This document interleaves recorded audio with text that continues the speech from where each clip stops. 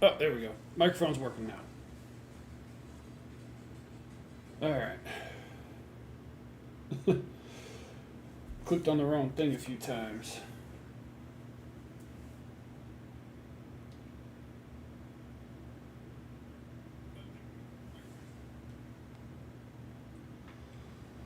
All right.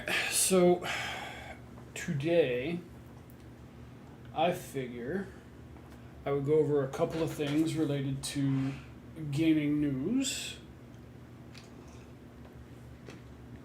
One of the things that I was thinking of talking about was the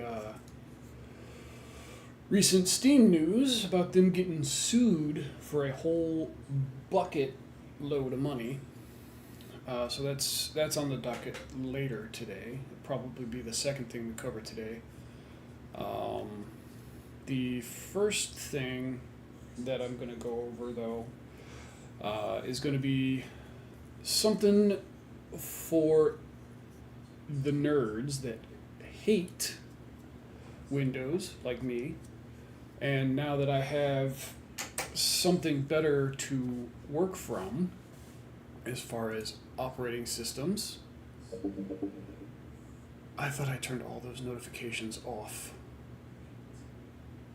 I really did. They're not supposed to be playing.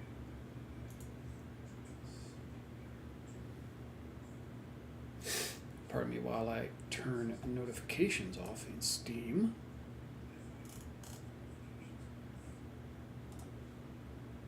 In fact, I'm just going to exit Steam right now. There. Okay.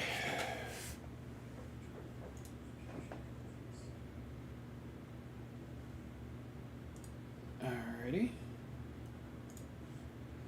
That's him. But yeah, so the two kind of things that I'm gonna cover is the Steam being sued and some good Nvidia news. Excuse me. I also have a couple of things in the works for other things as well, or other stories as well. But the question is where to start in these articles. Let me switch the thing here. So we'll start off with the good nerd news, and that would be that Nvidia is launching native GeForce support for Linux operating systems. So if you don't like Windows, but you want to play Windows type games, there are, as you all know, certain certain versions of Linux that work better for that, as far as playing games. So I just got to try and figure out a good intro. Da, da, da, da.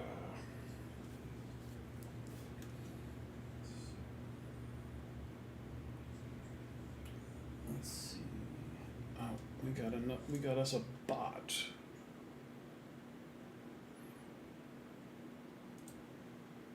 And we don't do bots here.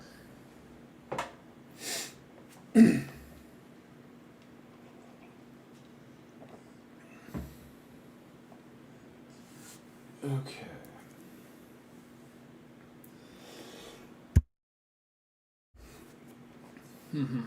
All right. Let's see here. Bring this up here.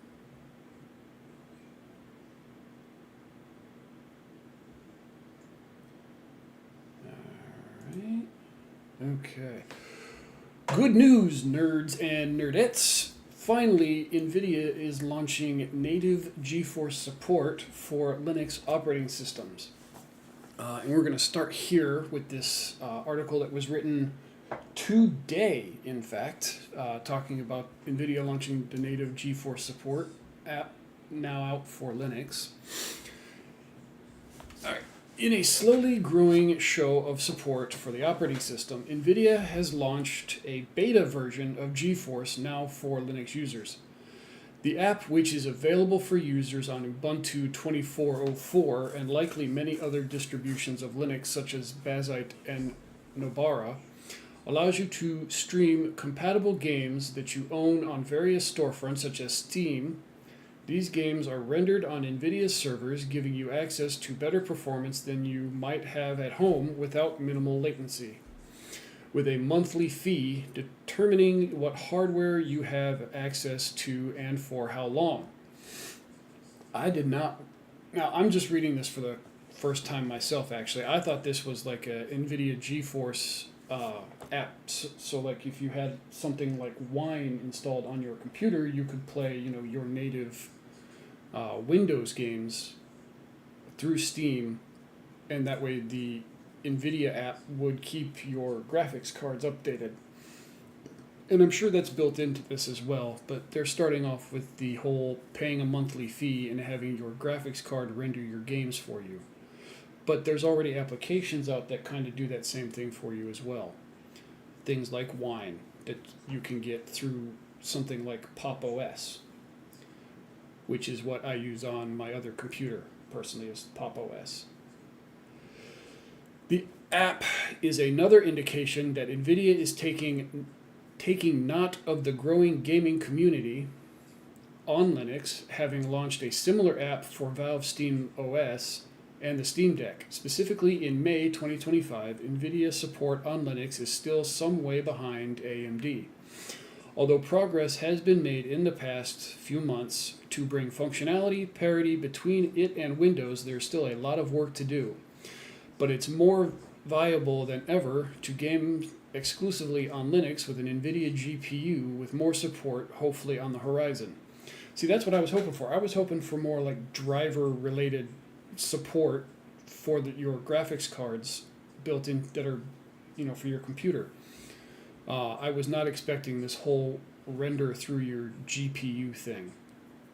I think this, while it's a step forward, I don't know that it's the right step forward.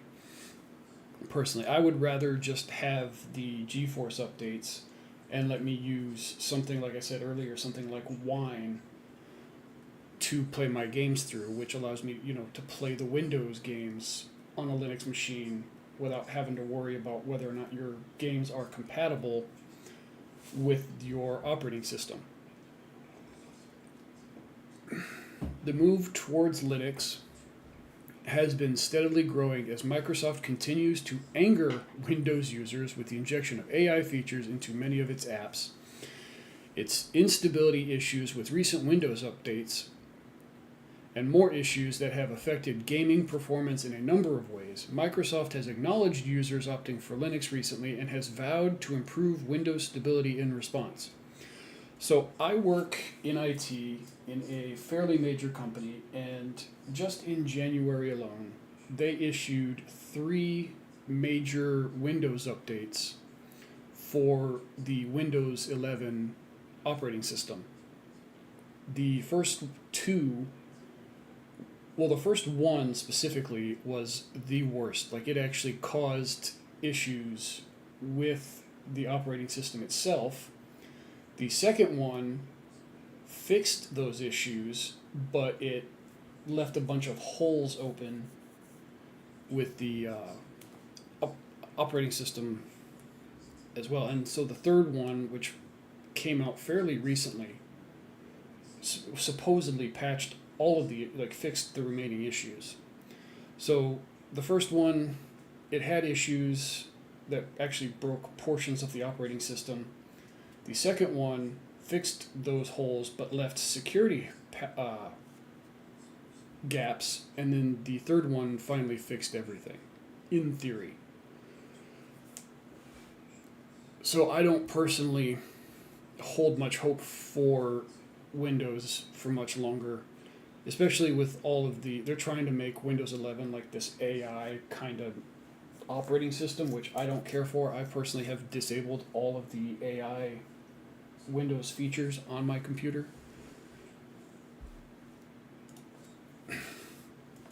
And if you've been patiently waiting, and here's this other article here, it says, if you've been patiently waiting for Nvidia to release a native Linux app for its GeForce Now cloud gaming service, your wait is over. After announcing it earlier this month at CES, Nvidia today unlocked the native app available in beta form. The caveat being that GeForce Now's journey into Linux territory starts with Ubuntu 24.04 or later. The new app delivers a seamless native experience that fits right into Linux desktop workflows, and it transforms compatible Linux systems into high-performance GeForce RTX-powered rigs, streaming support PC titles directly from the cloud at up to 5K resolution and 120 frames per second, or 1080p at 360 frames per second, Nvidia says. Nvidia still hasn't mentioned if it plans to broaden support to include other Linux distros. However, Ubuntu is generally recognized as the most popular Linux distribution. The exact market share varies by source and whether you're looking at Linux landscape as a whole or just certain segments, such as the enterprise, but according to SQ Magazine, Ubuntu is the top Linux distro with a 33.9% share of the Linux market. It is, to my understanding as well, that Ubuntu is the more popular of the distros for Linux in general. There are a few computers that we use at my work that are Ubuntu. The other one being Red Hat, but Ubuntu, by and large, seems to be the most user-friendly, especially for people that do not use Linux on a regular basis. So that is likely makes sense that that's likely where they would start with their beta testing and everything.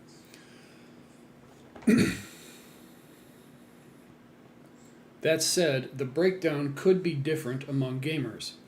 Looking at Steam's latest survey results, for example, Arch Linux and Linux Mint are both more widely represented than Ubuntu. Linux Mint is actually based on Ubuntu, though, whereas Arch Linux is based on Debian. So Debian is the other main kernel for Linux. But by and large, a lot of the Linux distros, they do a lot of similar things. There are some that are more targeted and more specific based on what you're wanting the computer to do. Linux Mint is also a user-friendly version. Like I mentioned before, Pop! OS is the one that I use because it seems to be the one that's more game-focused. And it also, as well, is very, very easy to use. And it has Wine pre-installed, which is an application that allows you to play Windows games on Linux platforms without having to worry about compatibility issues. Still, Ubuntu is a relatively polished and user-friendly Linux OS, and it's a good starting place for Nvidia to focus its initial efforts. By adding Ubuntu to the mix, GeForce Now's tentacles now stretch into a whole bunch of different directions, including Windows on ARM beta, Mac OS, Chromebook, mobile devices, and smart TVs, and other devices. And it does actually sound like Nvidia will add more Linux distros at some point, as it specifically uses the phrase starting with support for Ubuntu 24.04 and later when describing GeForce Now's foray into native Linux territory. So Windows on ARM the ARM version of Windows is basically the Windows version of their operating system that operates on the microcomputers such as Raspberry Pis.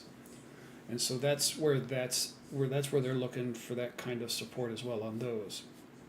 The thing with those is you can't install a secondary graphics card on those computers. The whole thing is on one board. It's one piece. And the other thing, when you have something on Linux, specifically matching up to one of the two main kernels for Linux distributions, like Ubuntu and Debian, once you have those, you pretty much have any version. You can basically do any version of Linux because they all use the same kernel. Now, there are certain nuances that are different between the different distributions, but the changes are minor. And so once you have something that's ready for one version of Linux, you can pretty much just set it to operate on almost any version of Linux at that point. The hardest part is getting it onto that first distribution. Previously, workarounds were the only way to run GeForce Now on Linux, including GeForce Infinity, going through Wine. And see, that's what I was talking about, the Wine, because it operates Windows applications on a Linux operating system. And it's not really so much as a workaround because it works for games or via a web browser. There is also a Linux experience specific to Valve's Steam Deck, though it only targets handheld friendly resolutions up to 1200p at 90 frames per second. And we'll watch this video here in a second. The Beta Linux app is built for PCs and notebooks, offering an experience similar to the existing GeForce Now app on Windows and Mac OS, Nvidia says. As with other versions of GeForce Now app, users on Ubuntu have access to goodies such as DLSS4 upscaling, ray tracing support, and pods powered by up to GeForce RTX 5080 GPUs. Alright, now let's take a look at this promo video that they posted.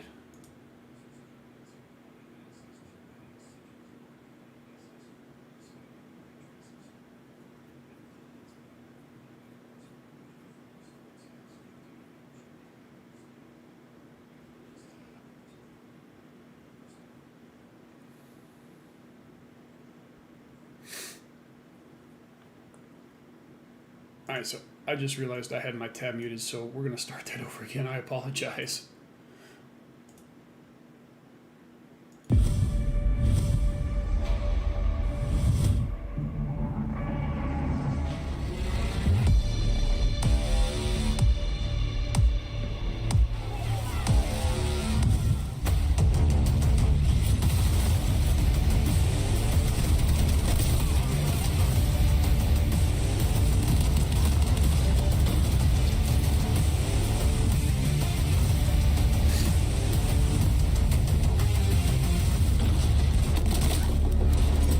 So, it looks like this GeForce Now is a lot like the cloud thing that Amazon tried to pull off and failed horribly at not too long ago.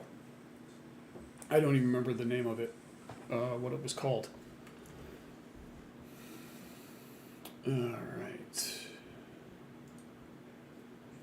So this is the whole side of it where Nvidia GeForce is coming to Amazon Fire Sticks and Linux PCs. So like they said in the previous article, Nvidia is looking to branch out into the TVs and other things that run on Linux as well. So this falls right in kind of line with that. Nvidia GeForce Now's cloud gaming service is introducing Linux support for desktop computers and a native app for Amazon Fire TV sticks to bring the service into more living rooms. The brand announced a new native app at CES in 2026, where it said they'll be launching early this year. And we know that it's going to be an Ubuntu first, and then branching out into like the smart TVs and the Fire Sticks and things like that. I wonder how the compatibility is going to work with things like smart TVs and Bluetooth game controllers, whether that's, because there's all kinds of various companies that make controllers. I wonder what the support for those controllers are going to be, between the TVs and the controllers and to the Nvidia Now app. I think this is an interesting way to go about, doing games, putting everything on a Fire Stick and allowing you cloud access to essentially your library of games. Now, my question is, are you going to be able to access your Steam library through this, or can you only access games that you buy through Nvidia? That'll be another question I have for them as far as games and stuff like that. And I saw a snippet that said they were going to limit the amount of time, but I'll see if I can find that again. Let's see. Will launch on Linux in beta first. Unclear if it'll be open release and anyone can access it. Select Fire Sticks will also soon get a native GeForce Now app. So you don't even have to do anything. It'll just, when you buy your Fire Stick TV, it'll come on it. Or they'll push it out via an update, it sounds like. And it's interesting that it's coming to the Fire Sticks because Amazon tried something similar to this, like I said earlier. I believe that was the Amazon Luna thing.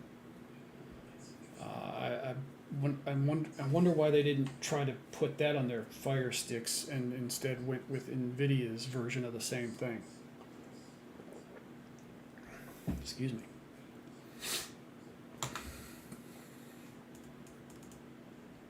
Nvidia also confirmed GeForce Now will soon bring support for flight control systems to its platform.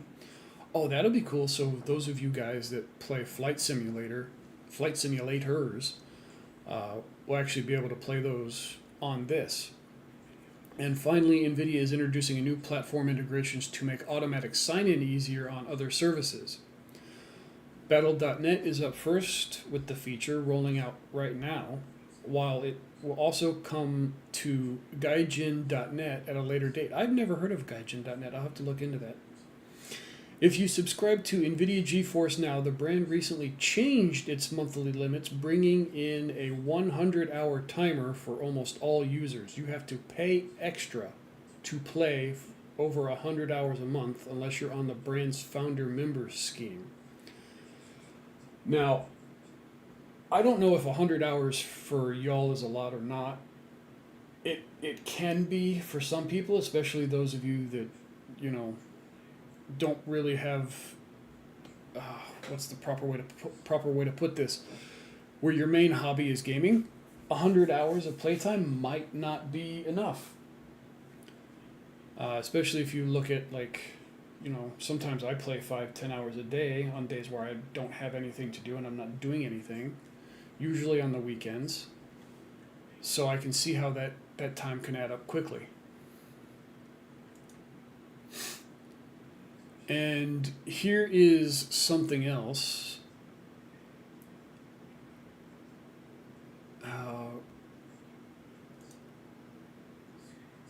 This is what I was looking for. Oh, this is the same article. Okay, we don't need that twice.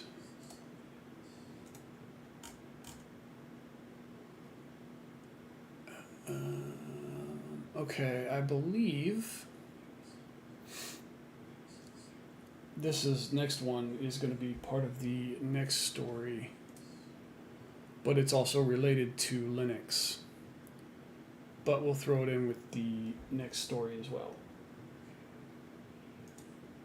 All right. I appreciate y'all coming out and hanging out and checking out the video. Make sure you like and subscribe on the YouTubes, and I'll see y'all in the next video. Later. All right. So that was that for that video.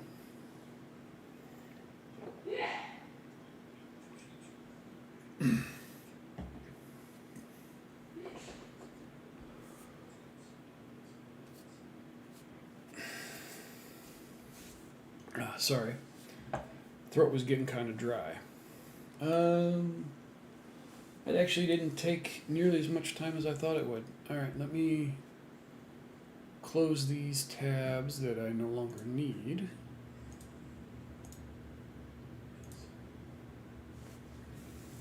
Alright, so this next one, it relates to Steam, and the whole Steam thing is quite heavy, and I just pulled up a whole bunch of Steam stuff.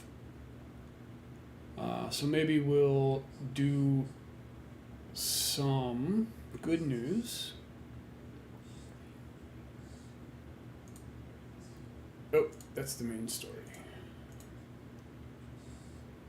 Alright, so we could possibly do these. You know, I'll cover these. I don't know that I'll turn them into a video. Alright, so we'll do these ones up real quick. Let me check my messages real fast. I do apologize.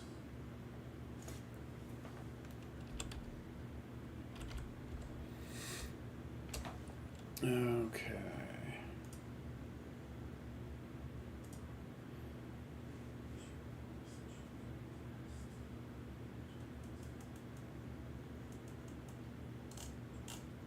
All right.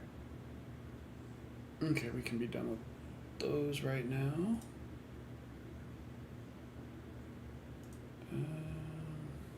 Do one more quick thing.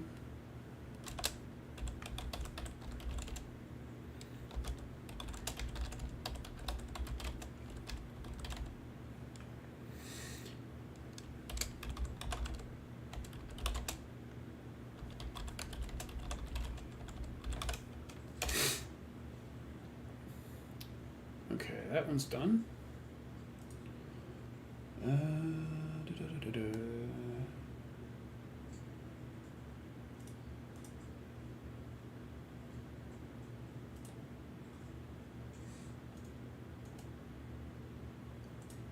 Okay, I actually think I should have pulled up my bookmarks.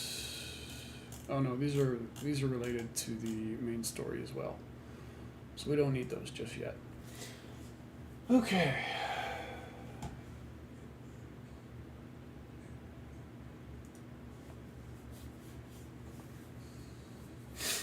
All right, so Nexus Mods pledges to add native Steam Deck and Steam Machine support to Linux. So this goes into the whole Linux thing as well, but this time it's Steam instead of just Nvidia. So it seems like all the Linux guys are getting all the goodies lately. Nexus Mods, a major hub for hosting and distributing modifications for thousands of games, plans to update its standalone Vortex modding tool to work natively with SteamOS hardware. That includes the SteamOS Linux distribution. I cannot wait for the desktop version of that. Personally, I'm excited. I keep checking periodically to see where it's at. Maybe I'll do a thing on that, on the current where that stands, as well as native support on Steam Deck and the upcoming Steam Machine, which should make modding games on either system a bit easier. Honestly, I'm more excited for the Steam frame. I love playing VR games. Nexus Mods has been a keystone of the PC modding community for almost 20 years. It's one of a few centralized locations where gamers can find the latest mods for their favorite games, from aesthetic tweaks and new weapons and items to an entire game overhauls.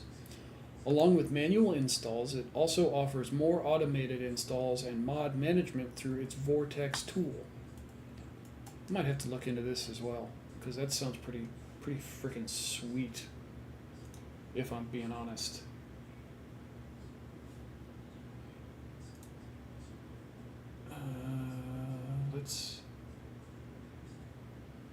Let's remove that. Okay. In a 2026 roadmap post, Nexus Mod developers confirmed that they are bringing that support to SteamOS. As we move into 2026, Vortex is shifting back to the center of our development roadmap while we have spent the last couple of years exploring new territory with the Nexus Mods app. We have decided to consolidate our efforts and bring all that innovation directly into Vortex. Over 1.4 million modders use Vortex every month to mod their games, and we're committed to improving their modding experience. We're also committing to supporting Vortex on SteamOS, they said. The focus will be on vanilla Steam hardware, including Steam Deck and Steam Machine. I wonder what kinds of things they're going to be putting in there, as far as, I know they said they're going to be making it a lot easier for, mod management and stuff like that, but I'm not too familiar with mod managing, simply because I prefer, mostly because I have a bad habit of not completing games, and so I tend to play things in vanilla my first playthrough, and because I have a bad habit of finishing games, I never actually get around to modding it. The only game that I've ever actually modded is Fallout 4, and I went with the ridiculous Iron Man mods. However, that mod breaks the game in certain areas where you can't progress past, there's one doorstep in Far Harbor where if you walk through it, it automatically crashes your game.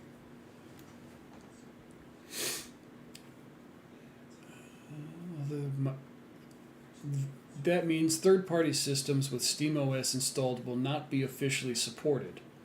So my guess is if you take the Steam Linux distribution that is meant for the Steam Deck and put it on your computer, it won't technically be supported because that operating system is meant for the Steam Deck and not your actual computer. Although they might work just fine. Nexus Mods also say that since Vortex is open source, it will be relatively trivial for developers to expand support to other Linux distributions, which could make Linux gaming more viable for PC gamers, especially those who love to mod their games. I think that's freaking cool, honestly. However, like I said, they're a modding community, so it kind of makes sense that their stuff would be open source because they want to expand the modding community and they want people to enjoy their games their way. And with all of it being open source, if you're clever enough, you can modify their product to work on whatever version of Linux that you yourself play on. And that combined with Nvidia support, that might make gaming on a Linux machine that much more impressive. Honestly. Throughout 2026, Nexus Mods will also begin an iterative modernization of Vortex, making it easier for developers to use, improving navigation and simplifying game management. The interface will get an overhaul to improve ease of use without alienating experienced Vortex users. Nexus Mods also pledges to improve malware and virus scanning of uploaded files, reducing the risk of infection via malicious mods, upgrade moderation tools to deal with problematic modders and users, and it makes it harder to upload illegal content to Nexus Mods for distribution.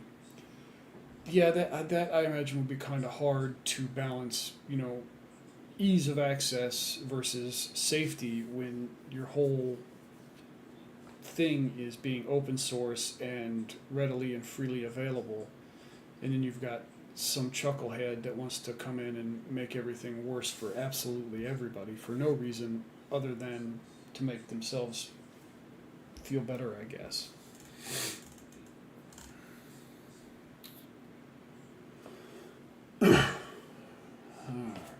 Take a drink.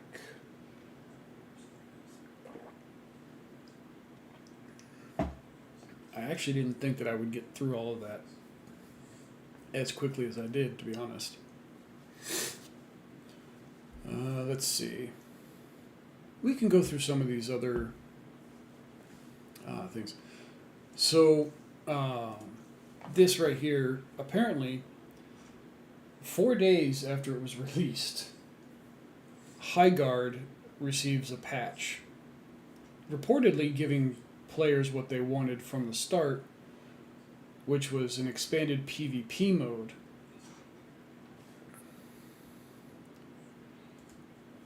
See, Highguard players have shared their desire for expanded matchups, and the game's developer Wildlight has listened. Starting today, it's going through the weekend, Highguard is introducing an experimental 5-on-5 raid playlist. This isn't meant as a replacement for game's 3-on-3 raids, but it could potentially become a full-time part of the game.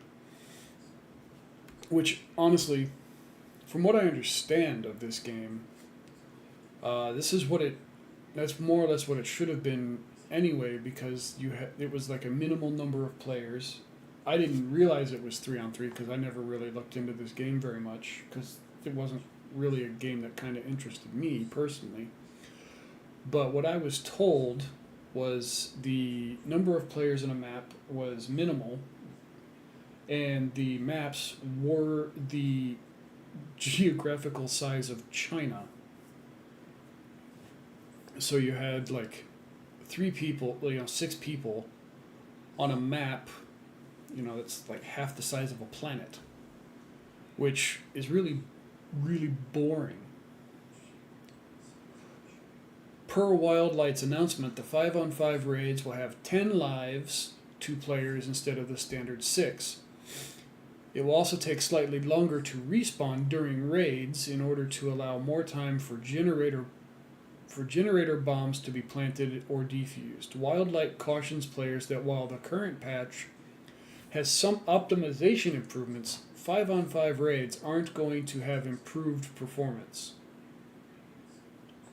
The dev team also notes that firing range doesn't support 5-on-5 yet, which is why the play button will be grayed out when parties are over 3.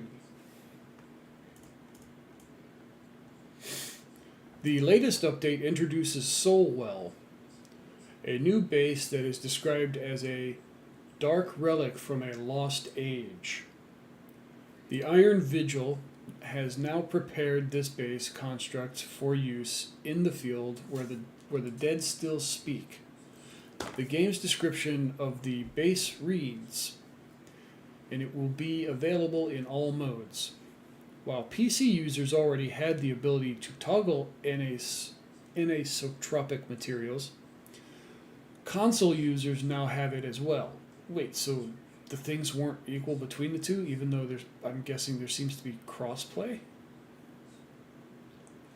Additionally, a motion blur toggle has been added for PC and consoles. Motion blur sucks. Why would you put motion blur in anything? I hate motion blur. Makes everything blurry. Highguard design lead Mohammed Alavi recently stated that Wildlight won't repeat the mistakes of Apex Legends. Well, you've already made a worse game than Apex Legends. The game already has a content calendar for 2026 with plans for frequent updates in the weeks and months ahead. It's not going to do you any good since nobody's playing your game, dude. In fact, let's see if we can find the... What is the Steam performance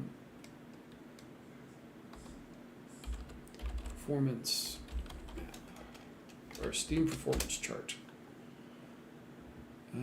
Okay. Let's search for Highguard.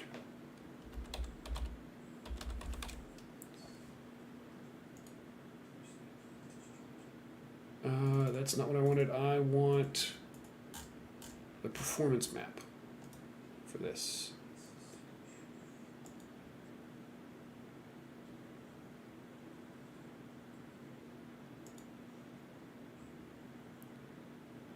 Okay, weekly charts.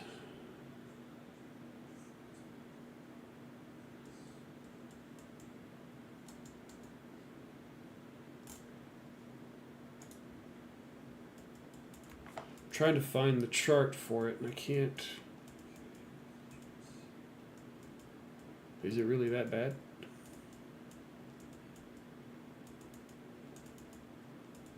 Or am I just blind?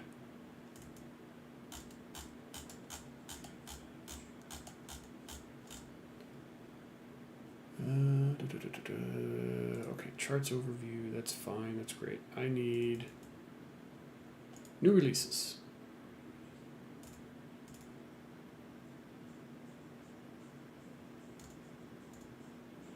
That's not what I want either.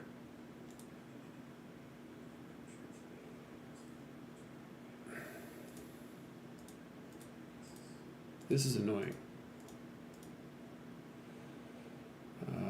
Okay.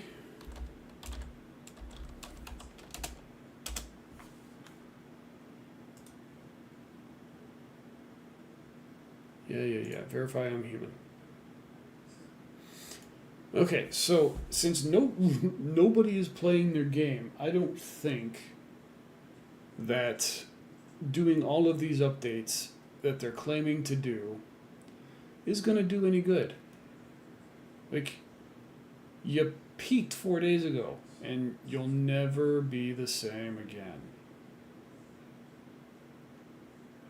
Okay, and you peaked at 97,000. Yep. And within, the last forever, you've not gone above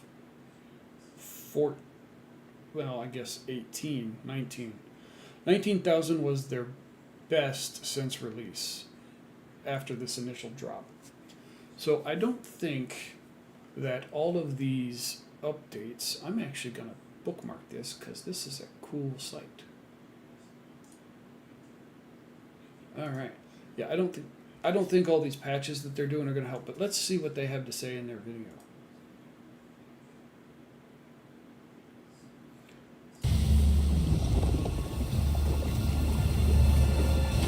Soulwell is a dark relic from a lost age. While its makers and true purpose remain veiled in shadow, the Vigil has now erected a fortress upon its ancient foundations. Yet even now, some wardens claim that in the deepest chambers of this stronghold, the souls of the dead still speak. In Soulwell's center stands an elevated ritual altar, offering a commanding vantage point to any who approach. From here, defenders can repel enemies looking to breach the left or right keeps, which each house a generator, and halt any forward movement towards the rear keep, where the anchor stone is located. This rear keep is hollowed out of the mountainside and heavily hardened against assault. A central fortified subterranean room allows defenders to fire in on attackers through barred windows, or to rapidly redeploy to the forward generator sites with maximum cover. But be aware, should defenders of Soulwell let their enemies gain a foothold inside the rear keep, they are in great danger, for once the rear keep is taken, it is rarely reclaimed. And be sure to keep a lookout for dome splitter attacks. Soulwell is especially vulnerable to flanking breaches, where attackers can slip through the base's outer shields and breach into the rear keep with a single rocket or hammer swing. With an elevated altar for strong sightlines, fortified subterranean room, and a hardened rear keep, this forsaken fortress is capable of claiming even the strongest of souls. Kinda lame. Kinda lame. All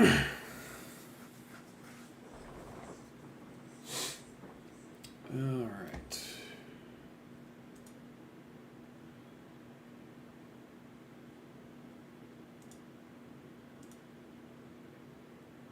All right, and we'll cover these. We'll go over these couple of things as well.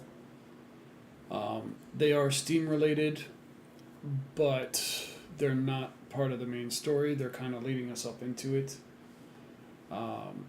So this I thought was kind of cool, and I don't know if any of y'all heard yet. Um, Valve now lets you gift bundles of games to folks now, like to your friends, minus what they already have. So for example, if there's a Rockstar bundle that has both the Red Dead Redemptions in it and like any of the Grand Theft Autos, and your friend has any of those games, you can purchase the bundle, but you'll only be charged for the games in that bundle that they don't already own.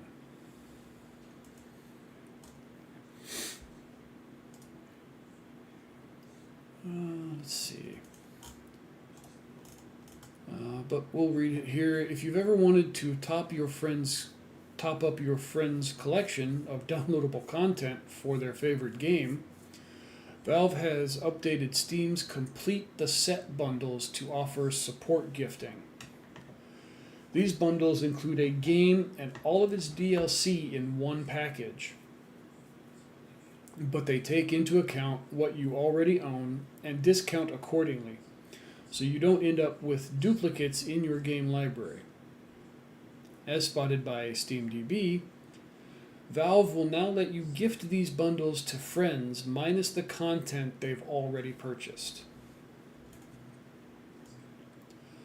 This could be a great option for gamers who know a friend who doesn't have all the DLC for a game like The Sims, where DLC can be extensive and expensive to own.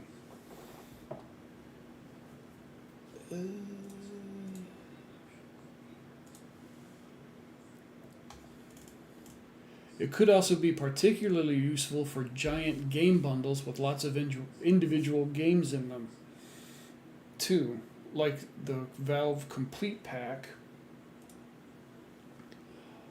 Almost everyone on Steam has a few of the games included in these packs.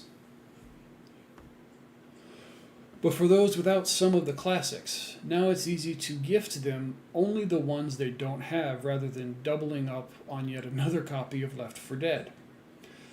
There are scattered reports that this doesn't work for every user with every game bundle, so it may not be available in some territories, and may require some trial and error as it rolls out.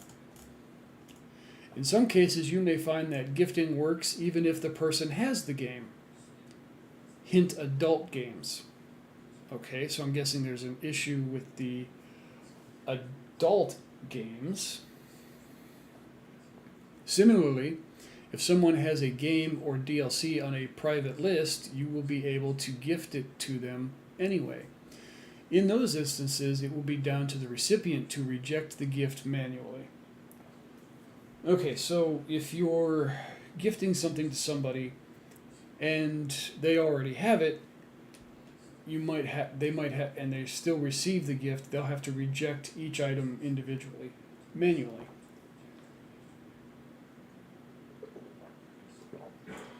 That's good to know for those of you that either get or receive gifts on Steam. Just know that in some cases you may have to manually reject the products you already have. How would duplicates work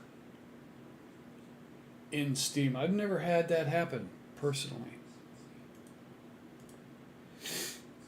Alright, they could have had it for free in the Epic Games Store. Players chose to pay on Steam and surprise the devs. One game was an Epic Games Store gift for Christmas, yet players apparently preferred to purchase it on Steam and consoles. Giving away games on the Epic Games Store is a great way to promote your games on Steam and consoles, says a retro game publisher.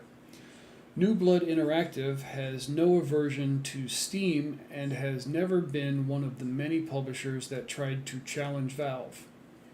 The American company is all about releasing games, but not the big blockbuster ones that can promote an entire platform on their own.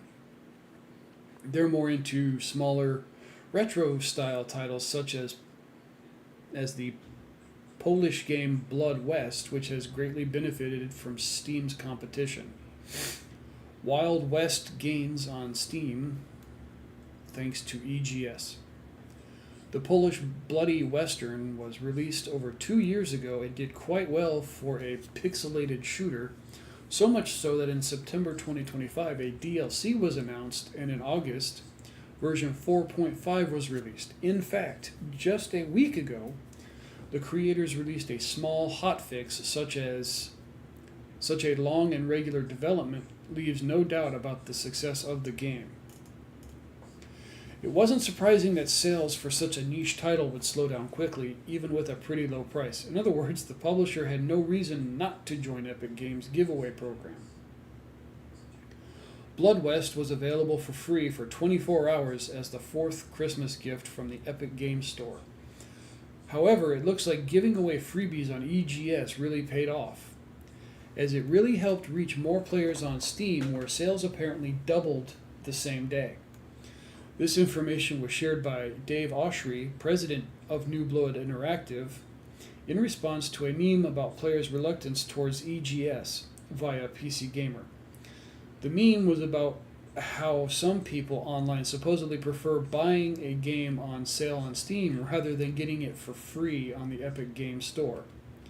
As Oshry put it, he previously thought EGS was a marketing black hole, but it turns out that giving your game away for free on Epic is a great advertising for sales on Steam. He mentioned that all the royalties from the EGS gift went to the creators at Hyperstrange Studios. Thanks to this and increased sales on Steam, they got a cash boost to work on a new DLC. The publisher itself is also not complaining about the additional copies sold on Steam and also on consoles, as Oshry confirmed that Blood West benefited from Epic's giveaway beyond just PCs. But aside from that, the American doesn't think highly of Epic, which is pretty clear from his replies to the comments on his post. One of Oshry's shorter jabs sums it up. Everything that's wrong with EGS is their fault. Of course, the question remains as to what exactly 200% means on the day of Epic Games Store holiday giveaway. Oshry shared a chart, but without values. We don't know if we're talking about hundreds or dozens of copies or just a few. Nevertheless, it clearly shows that even free games are not enough to make players abandon Steam in favor of the competition, even if they and most developers agree that Valve has a monopoly on the digital distribution of PCs. Yeah, but that's not their fault that they're so big. It's just that everybody else kind of sucks. And that's not anybody else's fault but those other distribution spots. Alright, I am going to take a break, get a drink, and then we'll come back and then we'll cover the big story. So I'll be right back.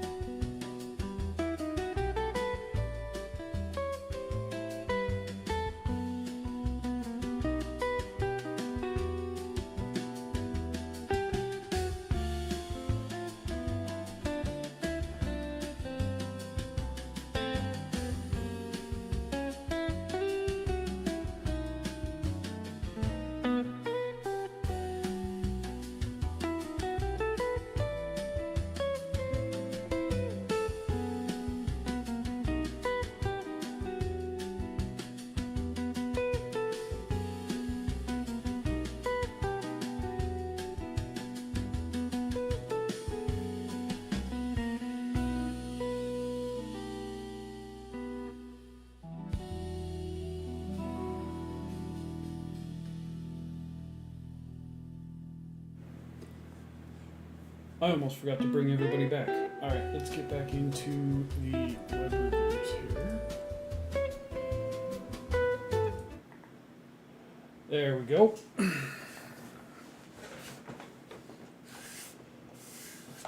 Alright.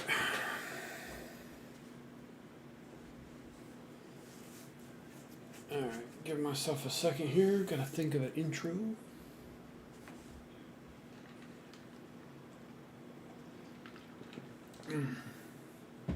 The agua.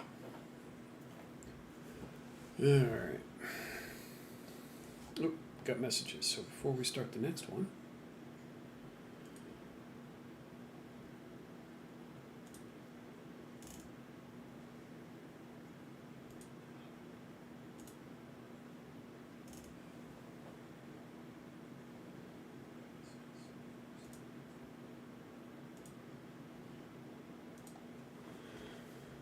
Okay.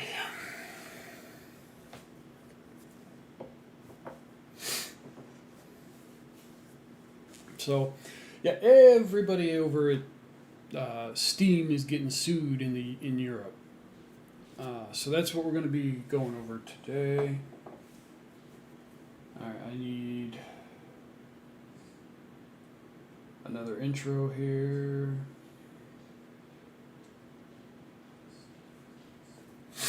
Let's see. Gotta think.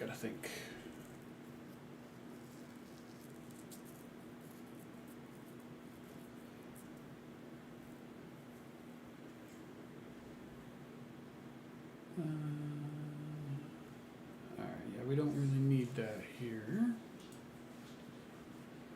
We can start with this article.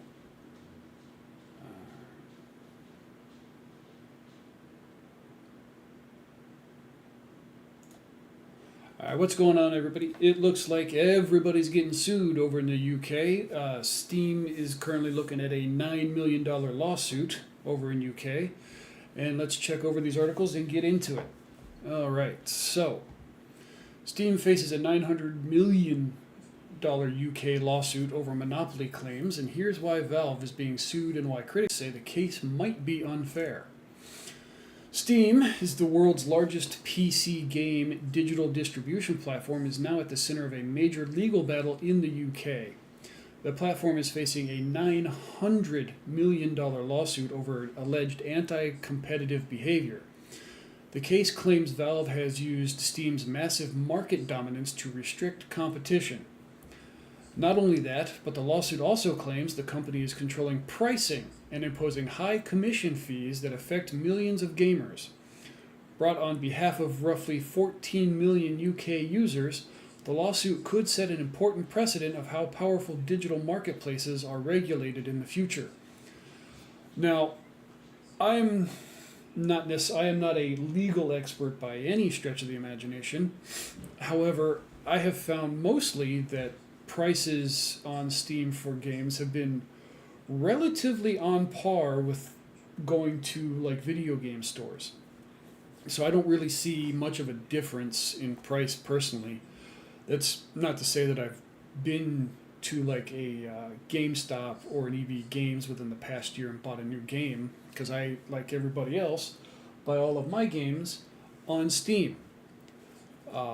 So this, I don't know how accurate any of this is, given any kind of legalese explanation. But as far as pricing goes, they don't seem that different, if different at all, from like brick and mortar stores, at least here in the US. Now in the UK, I can't say for sure. And as far as the whole competition goes, that's more of a failure on their competition not being able to stand up a platform that's just as good as Steam. I mean, you don't climb into the ring with Ali because you think you know how to box, to quote a very old movie. The lawsuit via BBC claims that Valve has been using Steam's market dominance in digital game distribution to impose unfair business practices that limit competition. One major accusation is the use of platform parity rules, which allegedly prevent developers from offering their games at lower prices on rival stores. By doing this, the company keeps prices of the games artificially high and reduce consumer choice. I mean, it is a contract. They don't have to put their stuff on Steam. However, I understand the almost need to at this point because Steam is so big. So maybe that portion of that contract is a bit predatory, maybe? Like I said, not a lawyer, can't say for sure. But if that is true, it does seem to be a bit mean. Not that they would be offering their games at a lower price anyway, because there was the whole Borderlands 4 game when that came out. They basically said, we're going to price it at $70, and if you can't afford it, a real fan would figure out a way to. And that is not a direct quote, but that is summarizing what they said. Another concern coming from the lawsuit involves how in-game purchases and downloadable content work, especially how they're tied to Steam. This essentially means users who buy a base game on Steam must also use Steam's marketplace for add-ons, DLC, or expansions. And, I mean, yeah, because it's all tied together, so there's probably things in the code that means that that the game is looking for DLC that came directly from the same source location, so that might be part of it. On top of this, Valve's standard 30% commission fee is described as excessive, with the claim that it directly leads to higher prices for players. If proven, these practices could be seen as anti-competitive behavior that harms both developers and consumers. That doesn't mean that they have to price their game so high. Case in point would be the game Silksong, which was like $10 or $15 on Steam, and it was priced so low that even the video game pirates were telling people to just pay for the game because it was so cheap and yet so good. So if the games are good and developers stop trying to gouge their customers, which they were going to charge $70 for a game anyway regardless, if they weren't so greedy, it wouldn't be an issue. So this comes down to more of the greed of the devs rather than the greed of Steam, to be honest. And if being on Steam is so bad, they could always put out their own launcher, like things like Epic does, or Battle.net. They put out their own launchers. They put their games through there. Just if you don't like going through Steam, or you think Steam is being unfair, go through your favorite dev's launcher. Is Steam being singled out unfairly? By and large, yeah, I kind of think they are. But they're also kind of a victim of their own success, too. Despite the serious allegations, many believe the lawsuit is very unfair and seems to be singling out Valve. The company is following practices that are common across the gaming market. Yeah, and that's what I was saying. Like, they're a victim of their own success. People who hate other people that are being successful or other companies for being successful, they just try to tear down the ones that are being successful in order to make themselves feel better, since they can't be as successful. And I realize I just said successful a whole heck of a lot just now. Major platforms such as Xbox Store, PlayStation Store, Epic Games, and other digital stores not only don't allow you to buy add-ons from other stores, but they also charge similar 30% commission rates. Percentage might vary for different platforms. Yeah, and so if everything they're doing is on par with everybody else, then literally they're just being successful because they've created a holistic environment for you to get everything that you need to play your games, get your DLCs, and whatever else kind of content you might need for that game. My only problem is I don't like how greedy the developers are being, charging $70, $80 per game, which they were going to charge that much regardless of whichever cloud software environment they choose to sell their game on. Additionally, Steam has a tiered commission system that even reduces fees for high-performing games, which some developers see as reasonable. Supporters also argue that the platform provides extensive infrastructure, global distribution, security, and community features that justify its fees. That's true. Steam does offer all that stuff, and they dabble in awesome gaming hardware just for the love of the game, really. As far as I've seen, like the Steam Deck, they were doing successful without having to release that. Yet they released it, and it made accessible a whole lot of other games that you could play while you're on the go. Other developers aren't necessarily doing that, or other environments aren't really doing that. You don't see Epic Launcher or Epic releasing a handheld. I've not really seen a Microsoft handheld.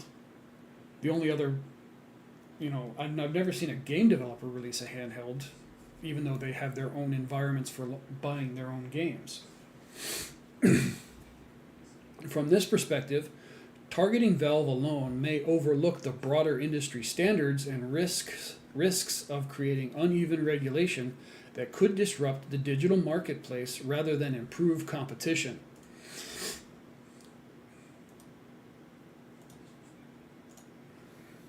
All right, so here's a couple of tweets.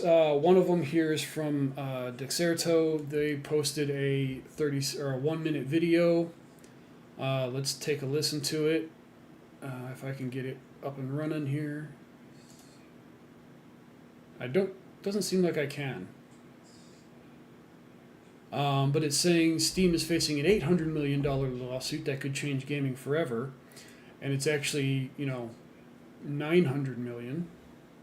But that might be just an early value. And so she's saying it's illegal what Steam is doing. And let's see what he says. The claim, 3 points. They're saying Steam is forcing out competition, forcing people to sign unfair contracts, but everybody else is doing the same thing as far as their contracts.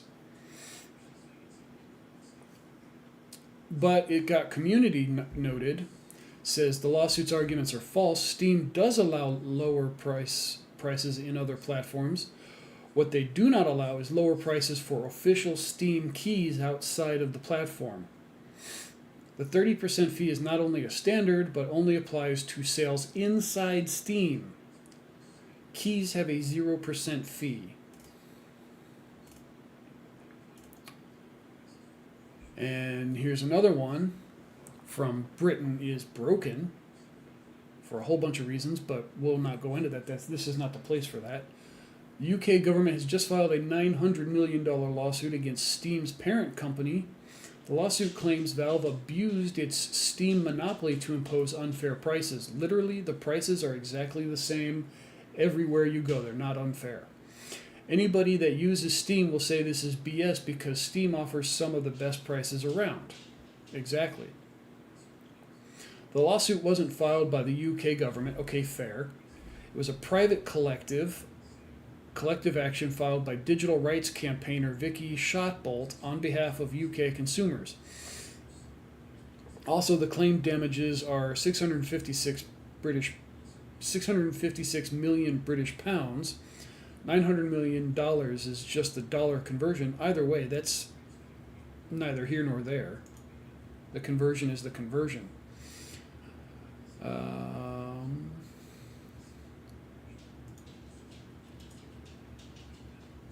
Okay, so we'll dive into this. We'll go straight into this article from the tweet.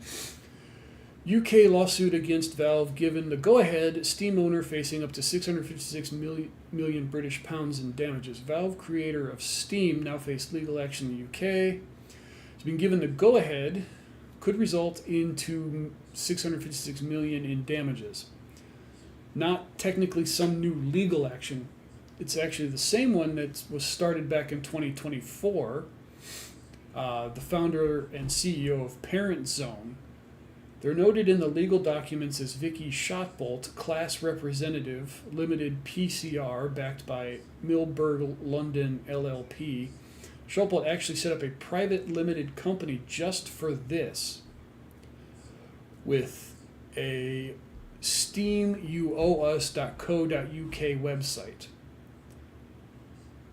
And we'll check that out in a second. As of the latest details from documents submitted on January 26th, after a hearing in October 14th of 2025, legal action has now been officially been given the go-ahead, as a tribunal have now been satisfied that there's enough there to be pursued. The unofficial summary of the new judgment prepared by the Registry of the Competition Appeal Tribunal, it notes the allegations against Valve.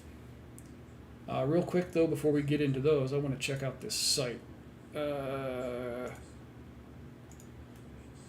Okay, Steam compensation claims. Alright, so this is just like the Steam stats, really. And read more about the claim. Claim has been brought against Valve Corporation, the company that owns and operates Steam, on behalf of UK consumers. It alleges that Valve used anti-competitive tactics to block price competition. Literally, they do not. They're just a victim of their own success. Claim seeks compensation for those who we say have paid too much for PC games and add-on content. Let's see. Claim seeks to address Valve's anti-competitive behavior and ensure that it does not operate Steam in a way that is detrimental to the consumer. Literally, everybody's treated the same across all platforms. We understand the importance of gaming and how widely it is enjoyed. This means it is important that gamers are treated fairly by large corporations who hold dominant positions. So this just seems like the British version of what happened to video games in the 90s here in the United States. Honestly, this, back in the 90s, video games were largely unregulated and just kind of thrown out there. And some parents got really upset that kids were able to buy just any game that they didn't approve of without parental consent. And then they came up with the whole ESRB thing as a result of all of it. And the ESRB does not necessarily rate things properly, to be honest. But Steam's prices appear to be the lowest. Steam can offer the lowest prices because of the anti-competitive price restrictions that Valve often imposes on game developers and producers.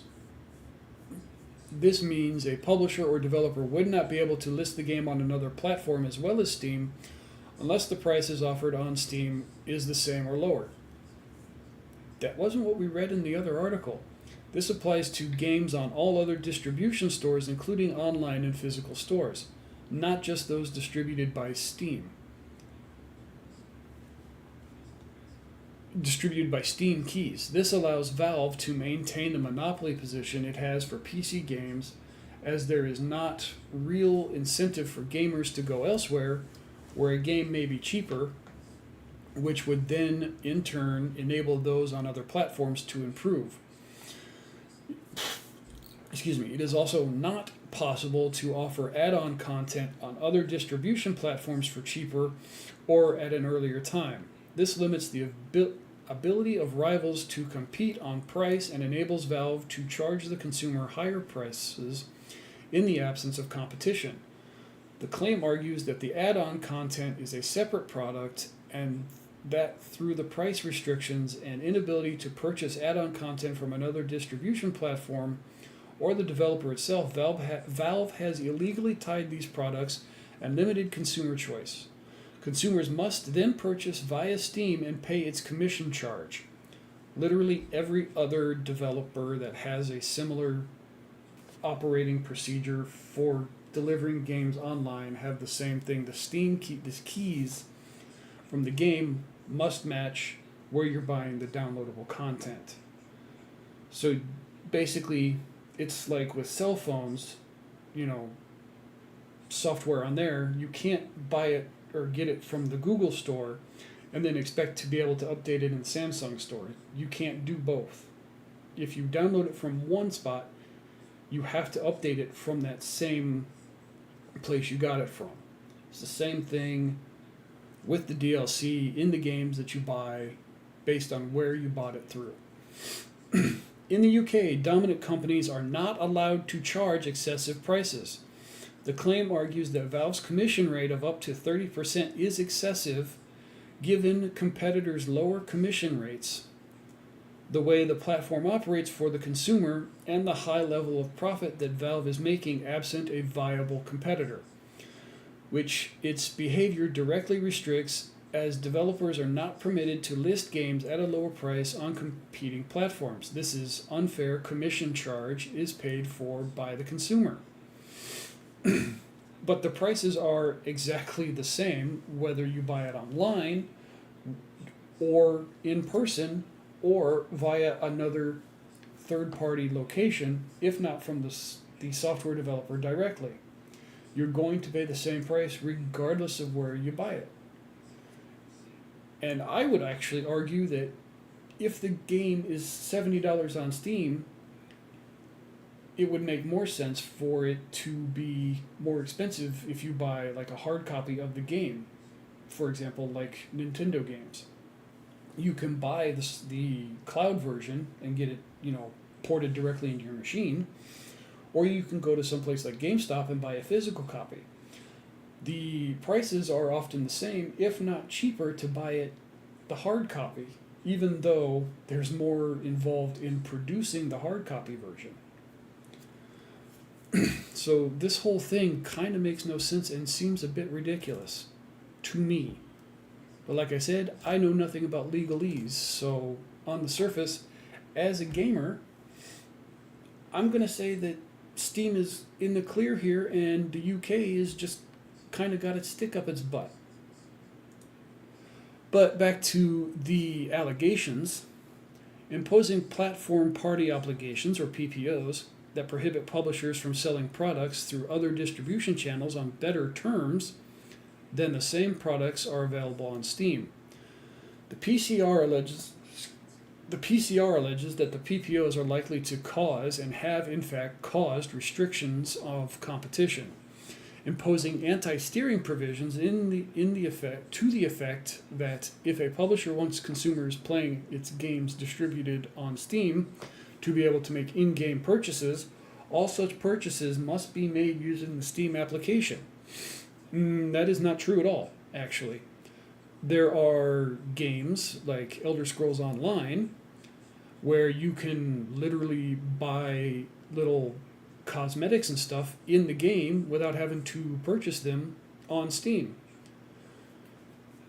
Steam application programming interface, and therefore Valve's payment processing service.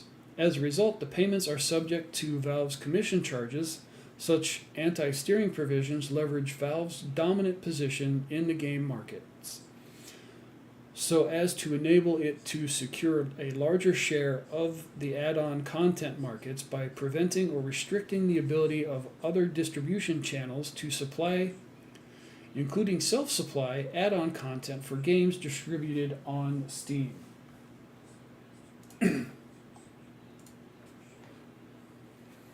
Imposing excessive commission charges which amount to an unfair price, which is then passed on to consumers. They also note that Valve directly opposed it on these specific grounds.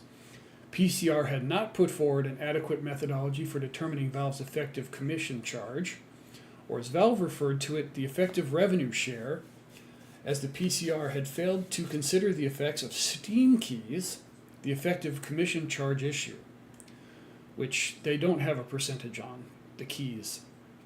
The PCR had not put forward an adequate empirical method for determining the effect of the alleged PPOs, which related to a wider abuse allegation. PCR's proposed class definition was inadequate as there was no workable methodology whereby proposed class members, including a high proportion of minors, can identify themselves as being class members. In the full judgment page, it notes this is being done on behalf of some 14 million UK-based consumers with aggregate damages that are provisionally estimated at up to £656 million.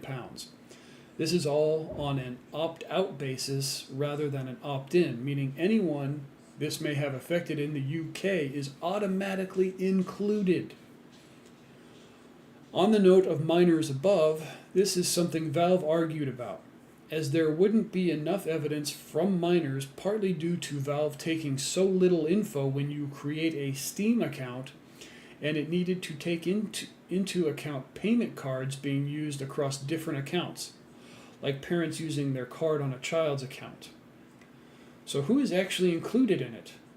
In the class definition was amended to all persons who, during the class period, made one or more payments to purchase games and or add-on content for games, including subscription payments for PC games and or add-on content.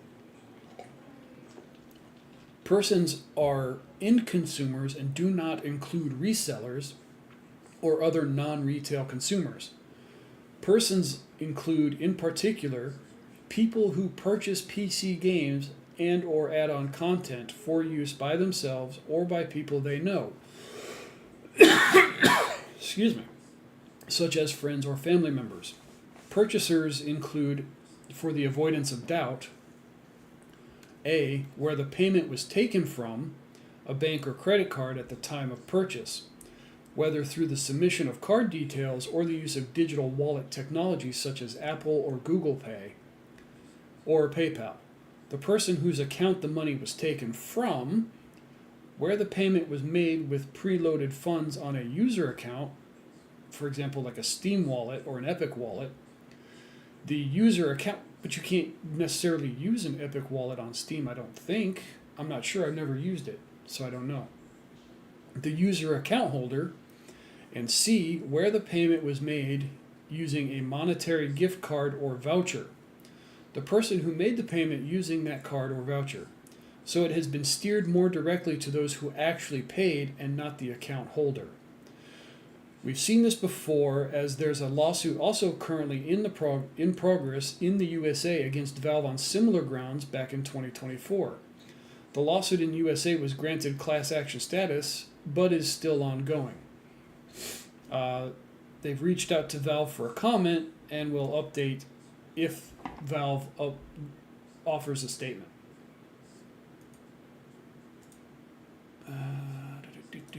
Okay, let's see.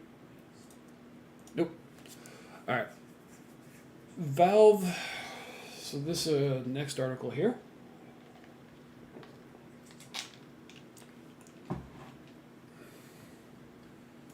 This seems to be geared more towards the U.S. languages, but it goes on about the same kind of thing that we saw in the other articles. In fact, I dare say the last article was probably had the most information in it, to be honest.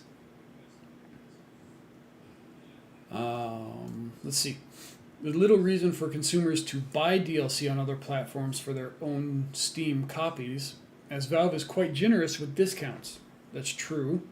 Unlike other platforms, and users can find DLC options on markets likely loaded, formerly known as CD keys. Perhaps the most perplexing claim of all is that the one that states Valve is essentially ripping off gamers by imposing excessive commission charges, which amount to an unfair price when passed on to consumers. It's a claim that most gamers will likely deny, since Valve is very much known for its generosity with price drops and its consumer-friendly nature. Yet they do offer discounts on a whole lot of stuff all the time. There's always a sale going on games on Steam, anywhere between 20%, 10 to 20%, all the way up to 75%, depending on the popularity of the game and or the age of it as well. Steam is one of the only storefronts that has a flexible refund policy, allowing players up to 2 hours of playtime to decide whether a product is no longer wanted. And I've personally, this person received refunds in cases of playtime over 2 hours. While we can only speculate whether these claims are legitimate, it's hard to reason with the claim of unfair pricing that's passed on to consumers, and users have already come to Valve's defense on Reddit. I wish I had remembered Steam's, refund policy when I was playing that horrible Tiny Tina's Borderlands adventure game. That was such a terrible game. I wish I had returned it. But I forgot about the refund policy and never did. And so the overall analysis from this article is Valve is being unfairly targeted.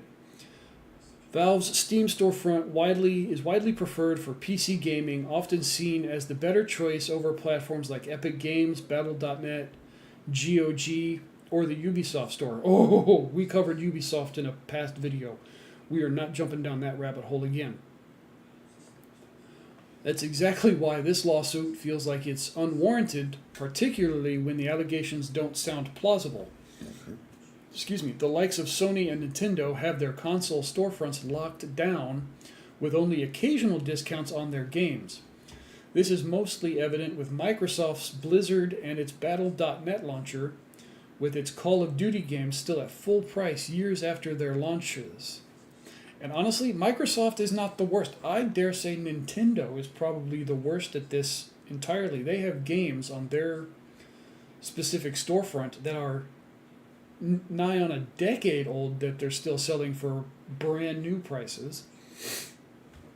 These are genuine issues for consumers, as these games can't be purchased via cheaper alternatives, locking users into paying high prices unless there's a sale, unlike Steam, where standard game prices for older titles usually fall.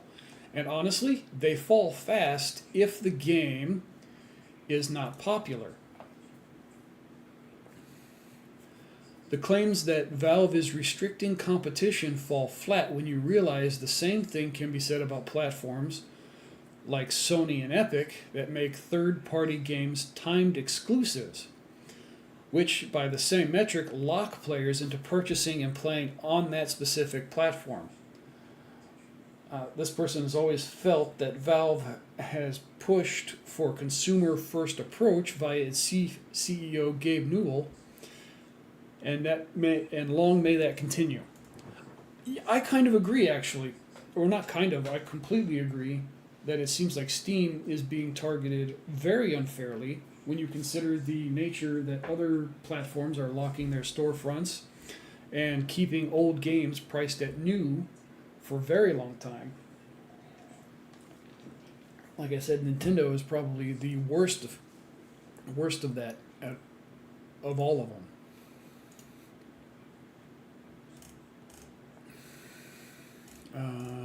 Let's see.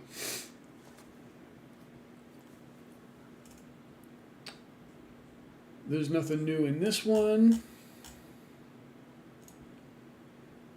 And this one says that Steam is overcharging gamers.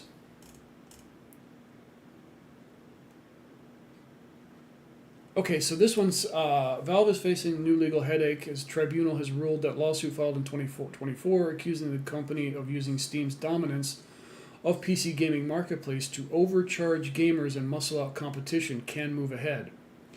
The lawsuit was filed on behalf of children's digital rights campaigner Vicky Shotbolt as a class action, collective action similar to a class action, representing an estimated 14 million consumers in the UK. It alleges that Valve prevents game makers from offering their products at lower prices on other platforms, requires all add-on content for games be purchased on Steam, and also the DLCs as well, and that Valve is, charging excessive commissions. And we've already covered all of that. Yeah, there's nothing really new here either. So I guess that covers all of that. I thought there would be more to it, but it seems like I just the same thing repeatedly over and over and over again. Anyway, I appreciate y'all coming and hanging out and checking out the story. I do hope that you'll stick around and watch some other videos. Make sure you hit the like and subscribe button, and I'll catch you all in the next video. Later. Okay, that was that one. Like I said, I honestly expected there to be more to that.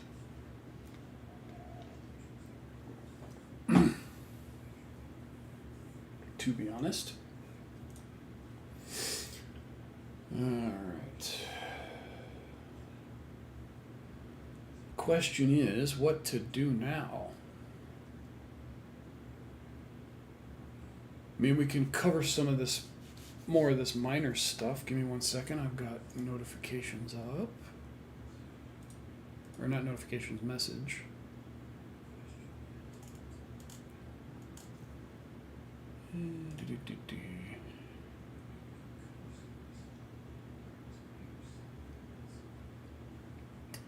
Alright, not really anything that's important. Okay.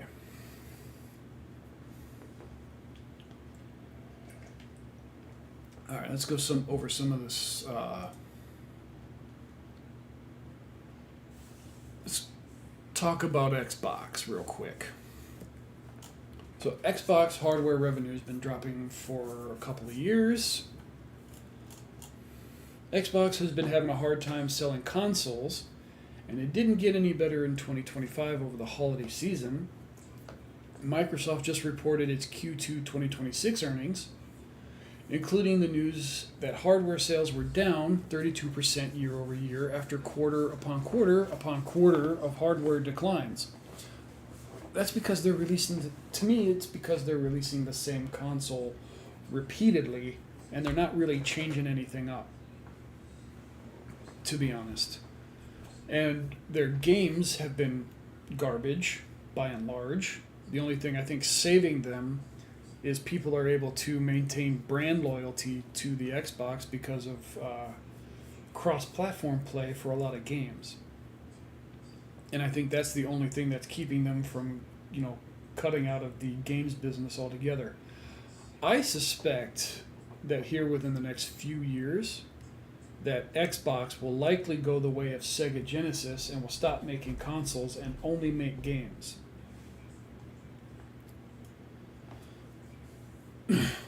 Like they don't make computers, they just make operating systems, so they may just continue just making games and no longer offering consoles.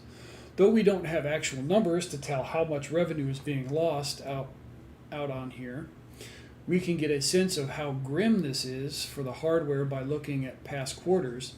Last quarter, Q1 of 2026, hardware declined 29% year over year. The quarter before that, hardware was down 22%. And before that, it was down 6%.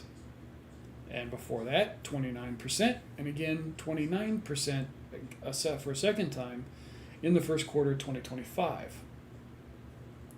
which was July to September of 2024. Going back even further, through Microsoft earnings reports, the prior year's quarters saw declines of 42% in fourth quarter 2024, 31% in quarter 3. In fact, you have to go all the way back to the second quarter of 2024, which was October through December of 2023, to find the last time Xbox hardware revenue was better during that period than it was the year before. It was up a whopping 3%, and I think that's when Xbox One, or the newest version of Xbox One was released.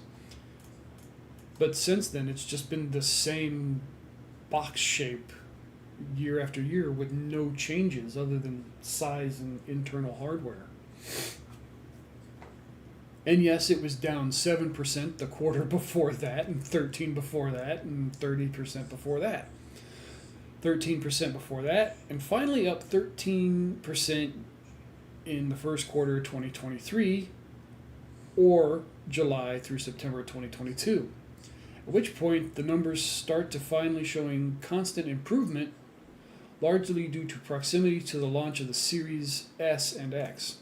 So that's where the Series X was. So after that, the console was largely the same, and it never changed. not in shape, not in design, not in capability. It hasn't offered any really new games that were groundbreaking. They just kept putting out the same garbage games year over year ad nauseum. And now look, it's extremely normal for a 6-year-old console to not be selling as well as it was in the first few years after launch. That's to be expected. Early adopters tend to buy up consoles in large quantities at launch. Distributors run out of stock, more is produced. People continue to buy until the vast majority of enthusiasts, or those that want the console, already have one. And then sales slow down as the console gets older. But it usually takes a bit longer to get to that point. The problem is the Xbox has been the same. It's never changed in like 6 years. For comparison's sake, we have evidence that neither the PlayStation 5 nor the Nintendo Switch have made much trouble, or have had this much trouble on this scale, selling systems at this stage in their respective life cycles. And it's certainly not as far back as less than 3 years after launch. There's maybe a reason why we have hard unit sales numbers of Switches and PS5s from Nintendo and PlayStation, but no official numbers whatsoever from Xbox on the Series S and X. Honestly, the way I see it, PlayStation is for the hardcore gamers, the super enthusiasts, and that's why those consoles are so powerful. The Nintendo is for kids and people who like to play on the go, which is why Nintendo opted for like the handheld option that you can hook up to the TV, when realistically you're most likely going to be on the go and you'd rather own a PlayStation over a Steam Deck. Why? I don't know. I don't play handhelds. None of this is surprising to anyone who's paying attention. We've been reading the headlines about the struggles.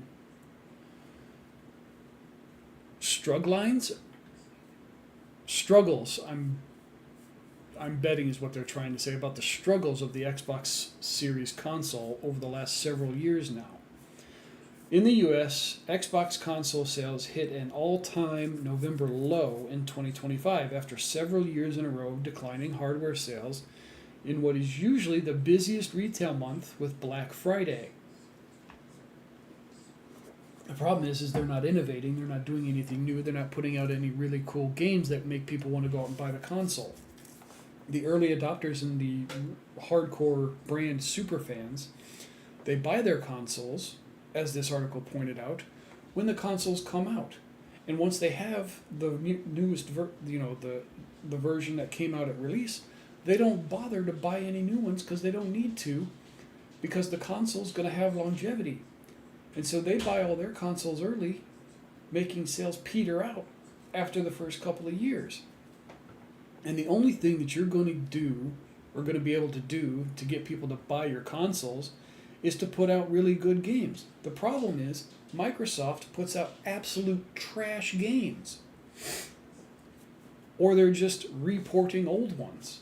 The problem is the people that bought those old ones bought them when they first came out, and so there's no need to buy the new ported version when you have the old console and the old game.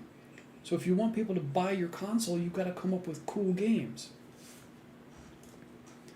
These more recent struggles are likely tied as well to the 2 spikes in Xbox console prices. Oh, prices could have something to do with it too. I didn't even think about prices. I was just looking at it purely from the aspect of the gamer. But funds is very important. If you're going to hike up the price, then people are definitely not going to buy your console. You want people to buy your console, you've got to keep it cheap, or at least keep it the same price, or lower it based on the age. Which saw the least expensive Xbox rise to $400 and the most expensive to an unimaginable $800. Excuse me. $800. That is an unbelievable amount of money for a console. Its recently released ROG Ally launched last year at a whopping $1,000. I didn't realize it was that expensive. I thought it was cheaper than that. If that's going to be that expensive, then yeah, definitely buy the Steam Deck. Steam Deck is cheaper. Holy smokes. And because much of the high prices are tariff related, the US, Xbox biggest market, is primarily impacted here. According to Circana analyst Matt Piscatella, speaking to us last December, the average price per Xbox unit in the US has risen 30% year over year in 2025. Maybe they should be making American consoles in America. You know, make things a lot cheaper. Xbox seems to be well aware that its console business is seriously suffering. While it's promised a new next-gen console to follow the series, it's also said such a console would be a very premium, very high-end, curated experience, which is code for we're going to make it very expensive and it's going to be crap. And even though there have been rumors of it's considering backing off about its hardware plans recently, Xbox is still denying them, even as a former Xbox founding member says that Xbox hardware is dead. And I also heard, I heard that Xbox was trying to go to their subscription service as a standard, and nobody was buying that. And I had heard, unsubstantiated, that if more people don't buy their ridiculous subscription, Xbox was going to stop making games and hardware altogether, and Microsoft was just going to back out of the market entirely. But I suppose we'll see if it gets to that point. While the hardware declines were most of the noteworthy figure from Microsoft earnings yesterday, it's not like software was doing a whole lot better. Content and services revenue dropped 5% year over year, and overall gaming declines caused revenue in more personal computing segment of Microsoft to drop 3% year over year. In the investor presentation, CFO Amy Hood said that the revenue drop was driven by first-party content with impact across the platform, suggesting that its first-party games didn't do as well as they expected them to. Well, no, because those games are now absolutely garbage. Like, at this point, some of the shooters for Xbox, you can't tell them apart from Fortnite because they got stupid skins and ridiculous modifications that you can do to your characters that don't fit with the theme of the game. And so the games are becoming absolute garbage, and your consoles are becoming more expensive, and if you're going to, shoot yourself in both feet, you're literally going to go nowhere, and you're just going to fall flat. So at this point, if they're going to keep making terrible games and overly expensive hardware, maybe Microsoft should just back out of the game entirely.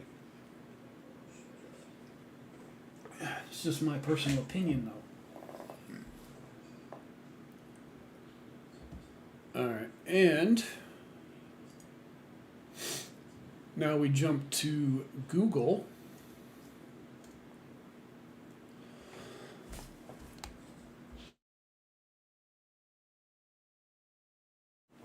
Excuse me, I had a cough.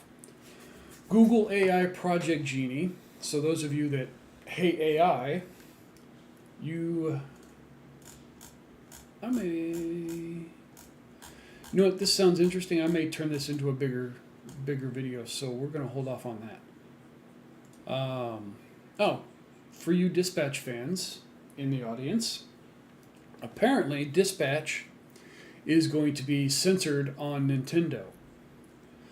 Dispatch is finally landing on Nintendo Switch and Nintendo Switch 2, but it's not the same version that's available on PS5 and Steam. The game has been censored on Nintendo platforms, with some of the nudity and sexual content altered, while the other versions of the game have to toggle to censor the adult content if the player chooses. The Switch versions have removed that option. Developer Ad Hoc Studio has emphasized that the story and overall experience has not changed. Capcom knows the effect Resident. Okay, so that's a whole other thing entirely. So yeah, that's a quick little thing. My guess is that's related to Nintendo, like I said earlier, being geared more towards kids, and those of younger demographic, and they don't want children having access to that kind of content. So I can see why they would do that on on the Switch consoles. So while it kind of sucks, that they're altering the game content, I understand why they're doing it. So I'm conflicted overall, but I think it's good to not let kids see that kind of stuff when they're still kids. Oh, and I had the same thing in there twice. All right, and that's it for that. I'm gonna take another quick break. I'm gonna go to pick out a game and go to the bathroom and get some more water because my throat has been killing me lately. So enjoy the music.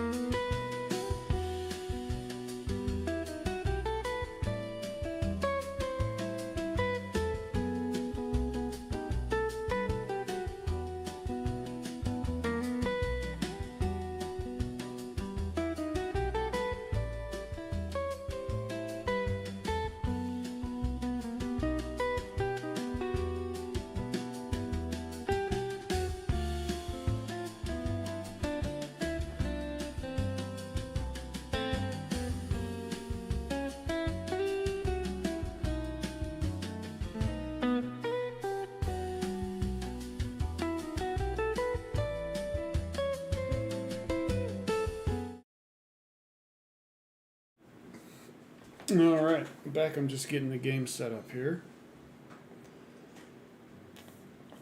I'm trying to decide what to play. And I think I'm going to play a game I hadn't played in a while here. Let me just change my stream category real quick.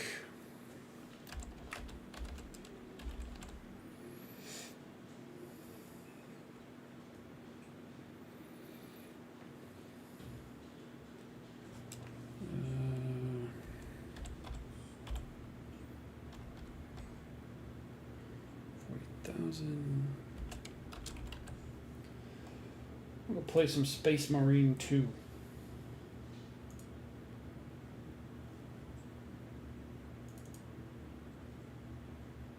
Hopefully it works.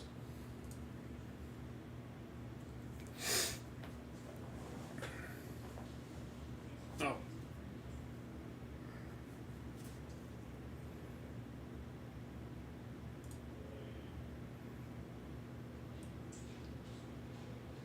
Oh. I forgot about that. The game's got to do something. So, anyway. What's going on there in the real world?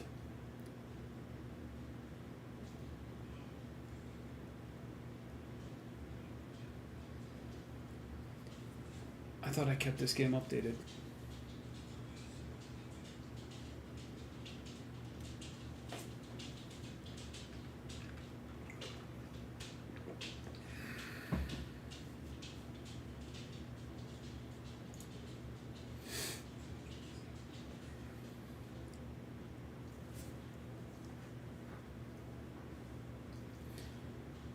So now we go in game. We don't want that. We don't want to see my face.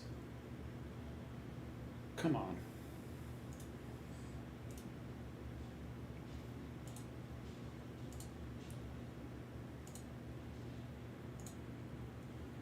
You don't want to see my face. Not on there twice anyway.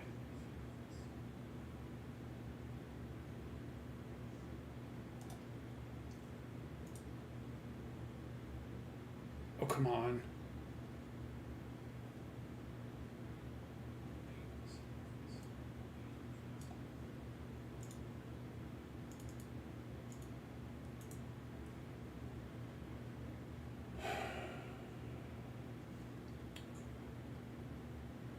Okay.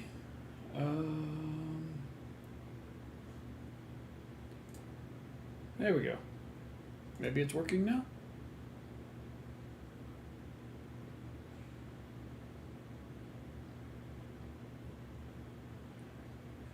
It's acting like it wants to work.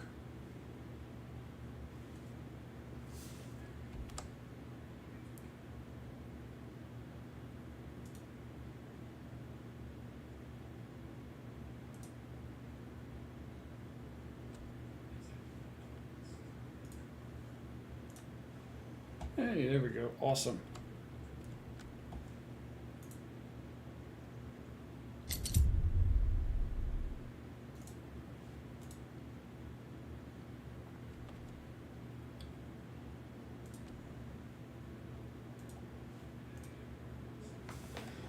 Okay, so now hopefully you guys should be able to see the game.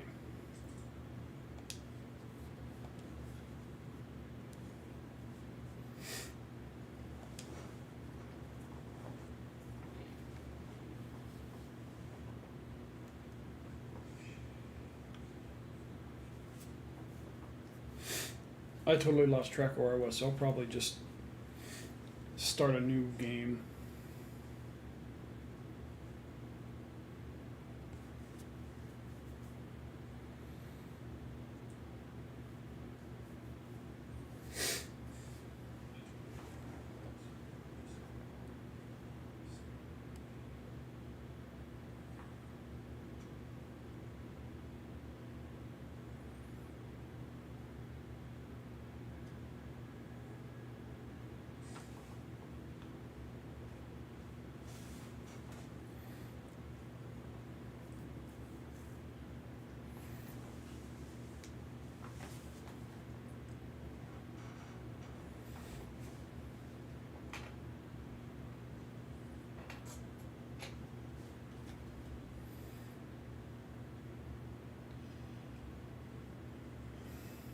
I do apologize for this taking so long.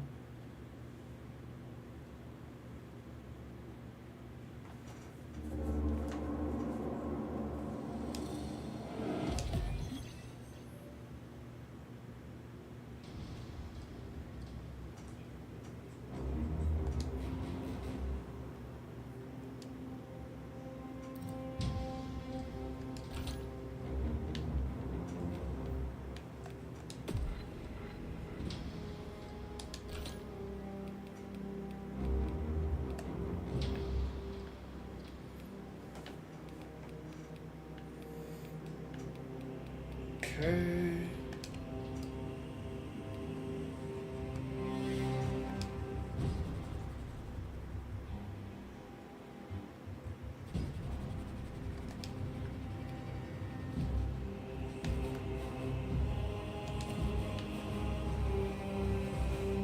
Alright, is the game like super loud?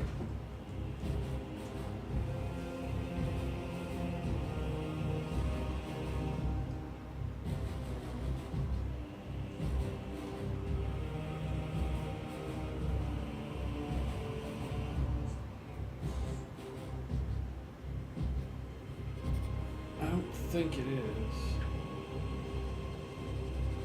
I suppose if it was, y'all would tell me.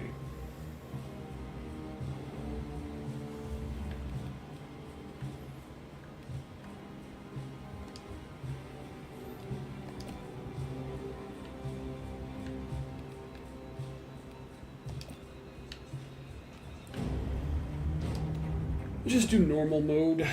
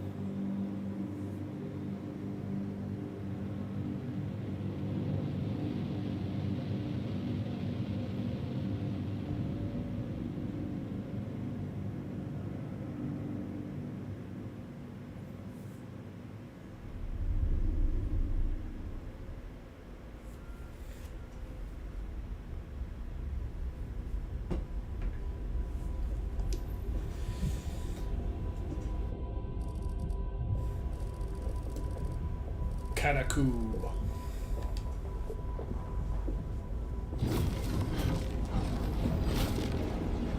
Oh, what is going on? Oh. The resources need to finish loading.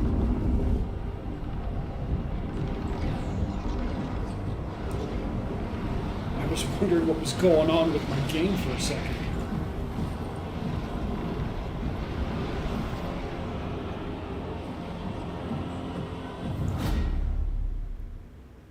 I kind of like these cutscenes, they're kind of cool.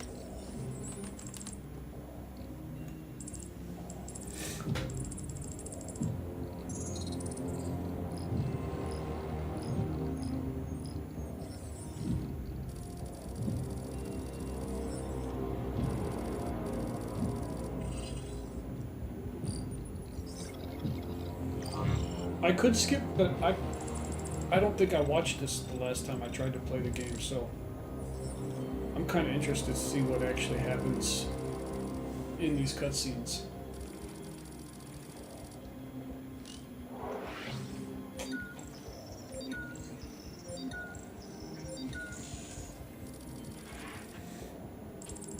Submitted to Atropodic Relay.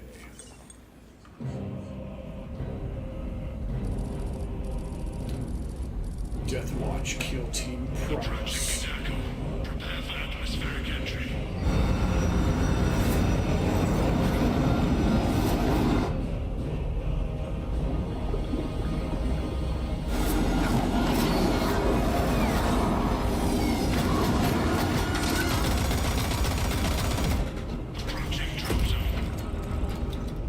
never been like a huge 40k fan other than the games, so I don't actually know like any of the super deep lore. I do have a friend that does know a lot about it, and I think I'm gonna ask him about something. Last time I mentioned anything about the lore, he's like, I'll just give you something to read, and I'll see you in 6 months when you're done reading it. And I never got around to reading it. Or really any of it because I got busy. But I really need to.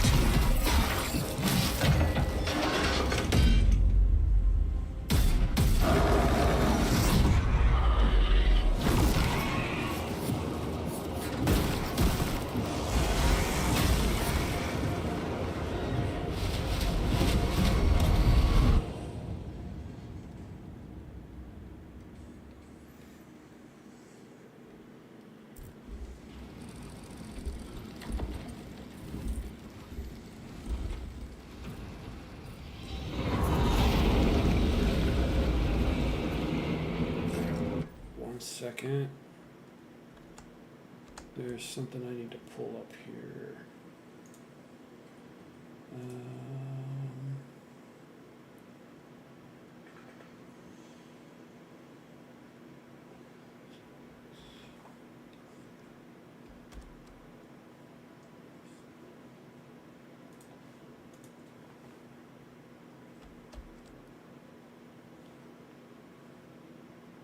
Okay.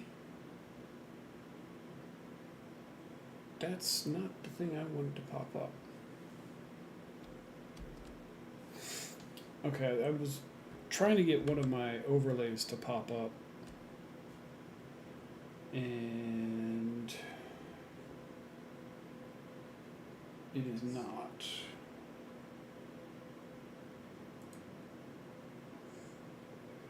Oh well. We'll continue on. Kill team leader to squad. Box check. Repeat. Kill team leader to squad. Confirm Vox contact. We have crashed. It's from your position. Do you have the virus bomb? Damn it.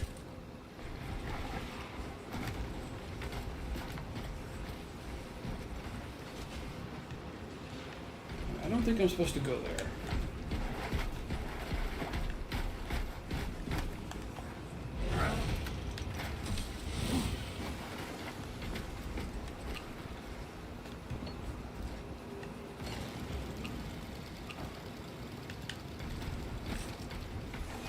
Moving to... Lost contact with brother. Approaching orbital launcher facility. Well secured. Hellstross! Alpha! I'm moving to the crash site. Do you read? Any sign of the commander? Negative. No contact since the crash. I'm here, damn it! Hellstross, you have command. What are your orders? We proceed as planned. Launch the virus bomb into the stratosphere. Detonate it. No, do not launch the bomb. Tyranids die. We don't want the bomb A launched. sight I will greatly enjoy. Transmitter must be broken.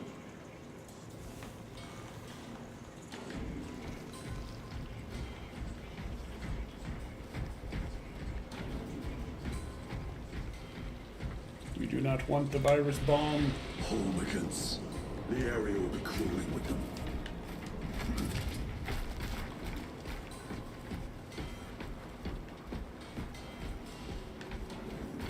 You say that, and yet you give me no weapons other than this sword.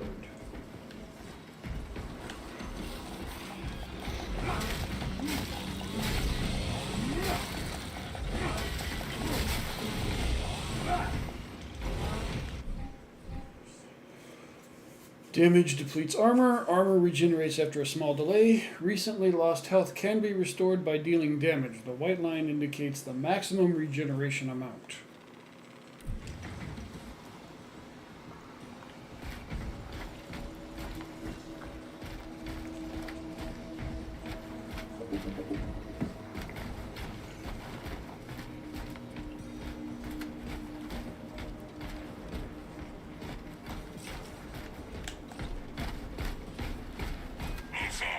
is that damn virus bomb?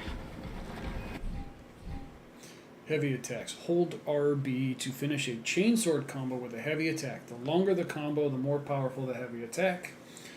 Use heavy attacks against large groups of enemies. I'm up to my elbows in these wretched bonds. Any word from Brother Darius or the commander? Nothing. It is left to us to share the glory now, Killstrass. Hold on, brothers.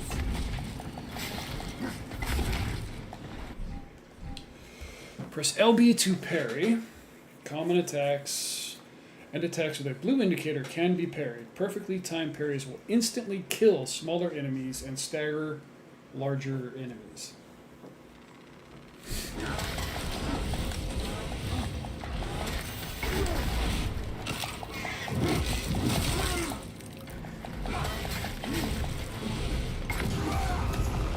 Spores. Lovely.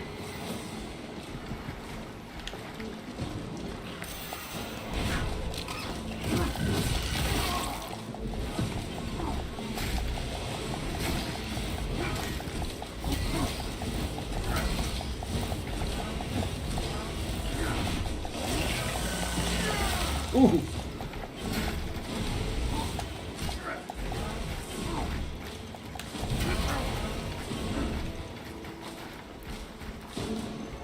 Woof.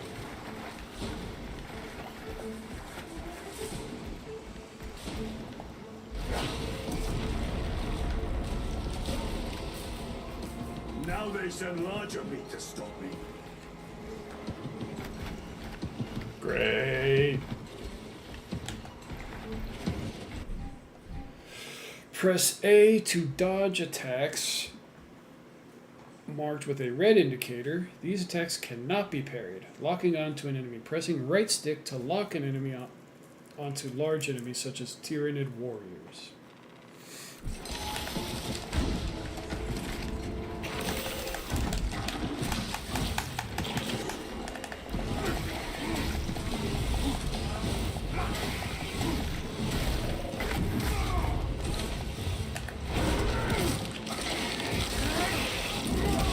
Ooh, brutal! While an enemy is incapacitated, press right stick to perform a finisher to restore some armor. Which I did. Arthur, you must reach that bomb. I will, even if I have to chew my way through.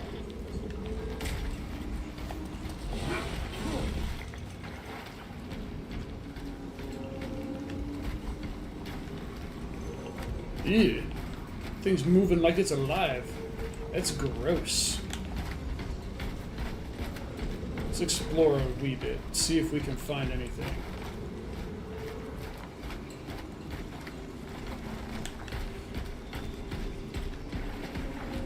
Does not appear to be anything to find, so we move on.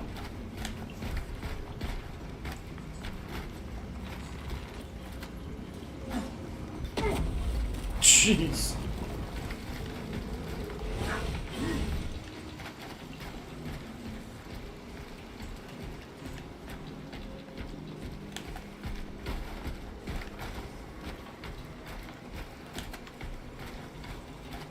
Ooh, a tank. And these briars are keeping me from exploring, so we move on. Alrighty. Let's see if there's anything worthwhile through here.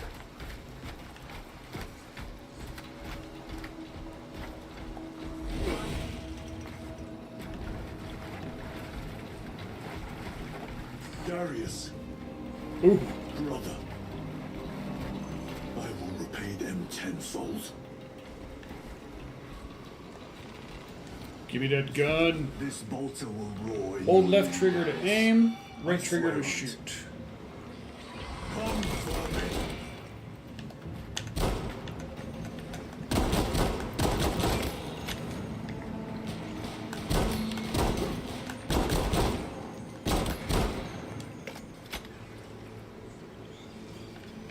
Gracious. I've been kicking these rotten seals out of my fangs for weeks. Ooh, Situation here at the Monte is ammo becoming box. severe. Ammo is Secure always the good. virus bomb. No, for every port I smash, 10 more come raining down. If we fail to launch that bomb, there will be nothing to stop the Tyranids. I am almost at the crash site. Just make sure the launcher is still standing when I get there. I will hold the line for as long as I can. More briars means I can't go that way. We are already fully loaded on ammo.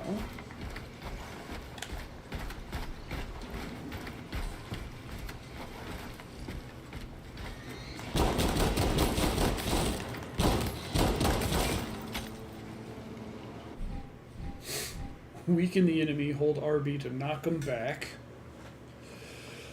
Small enemies and mark them for a gun strike.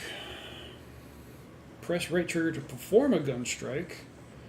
A gun strike instantly kills small enemies and deals significant damage to larger enemies.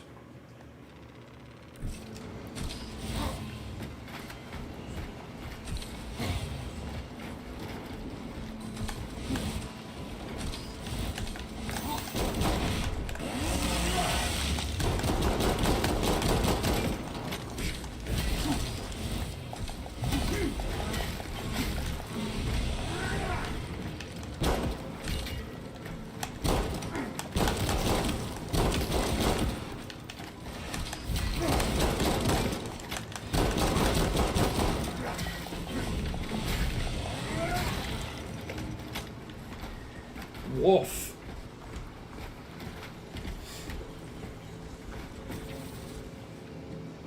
Ah, that's what I needed right there.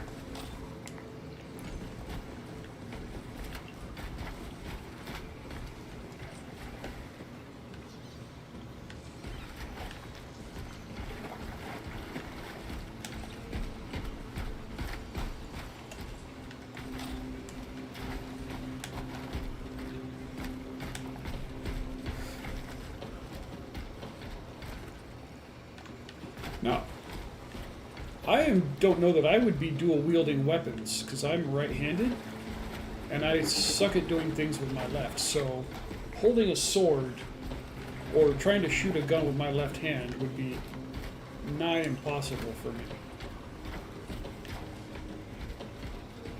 But I guess it doesn't matter when you're super mutant.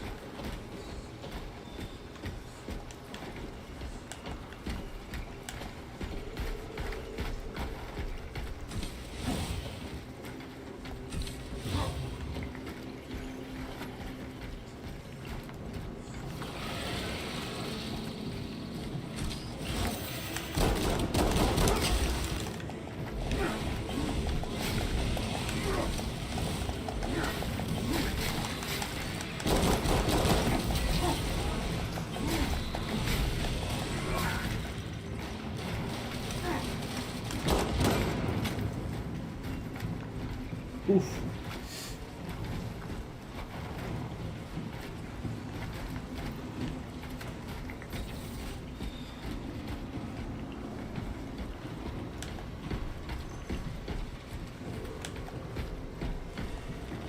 Alright, how's he gonna deal with this one? That is the question. Oh, just push it. We are running out of time.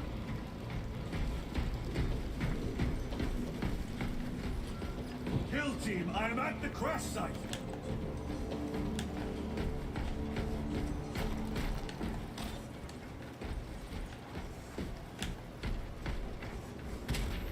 Alpha! Baron!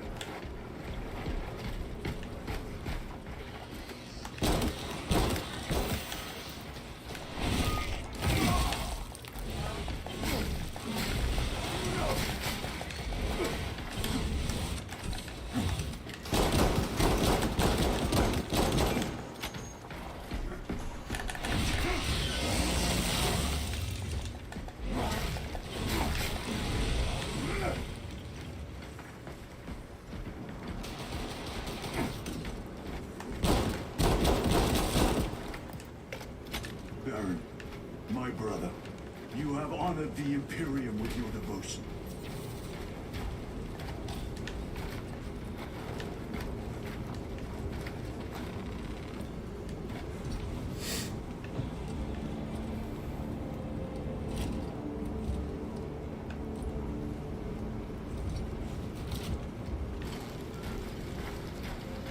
Alpha!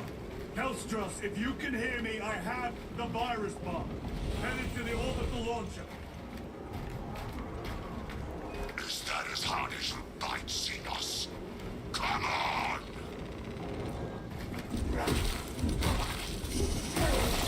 Punch a flower and it Endless Yoda! Alpha! Your death will not go unpunished. ah.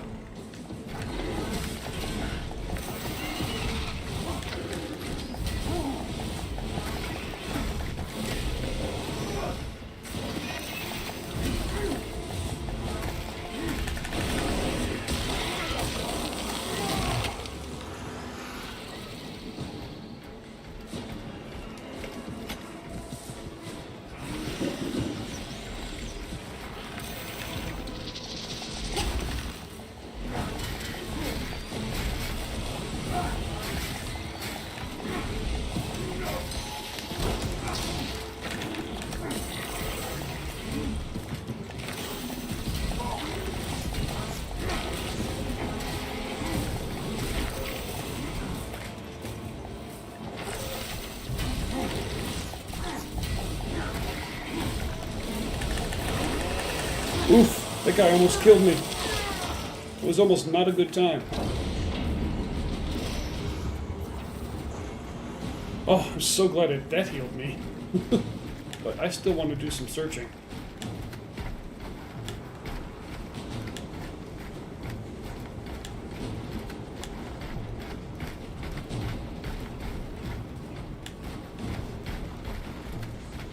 Oh.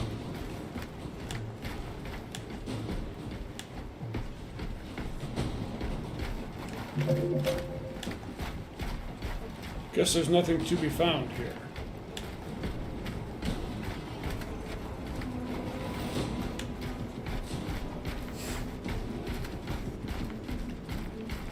We move on.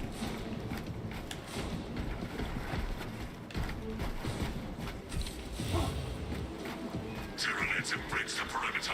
Alpha! Anyone? Is the bomb en route? Hang on, Hellstrus!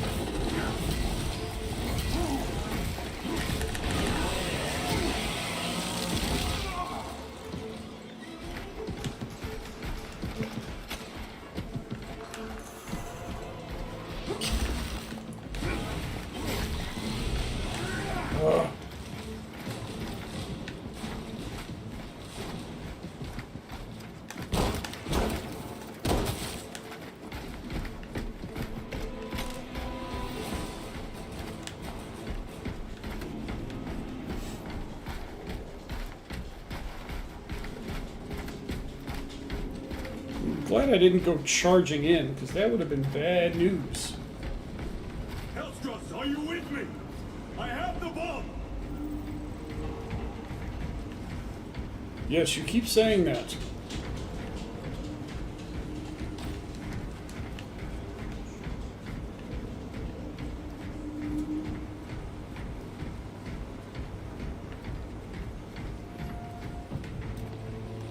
You have served your Emperor well.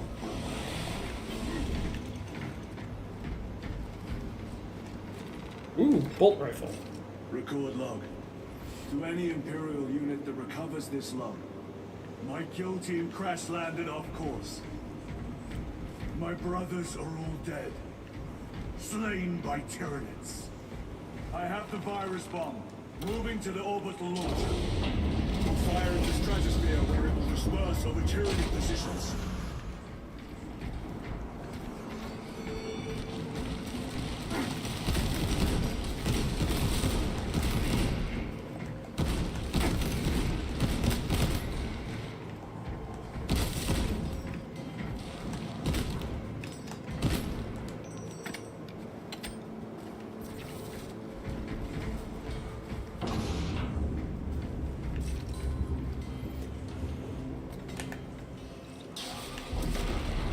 Oof.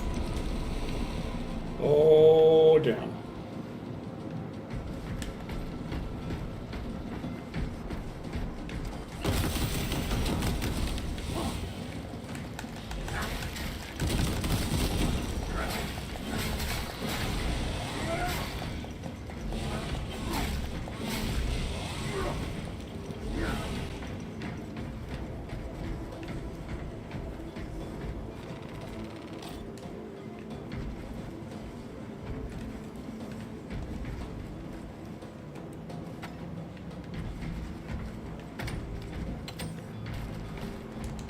Okay.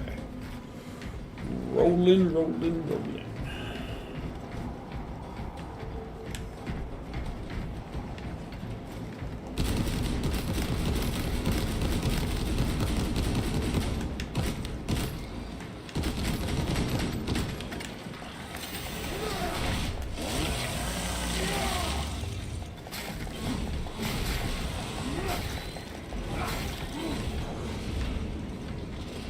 Continue on. The virus is our one chance to delay the Tyranid invasion. The virus will spread through their forces. They will adapt, but it will slow them down. The virus must be launched into the stratosphere. Nothing else matters.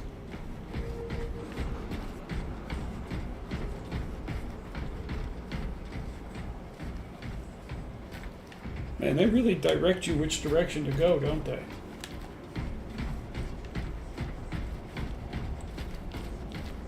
You know, I fought him from this path, so this is the path I'm gonna take. Oh. Oh, hey. Okay.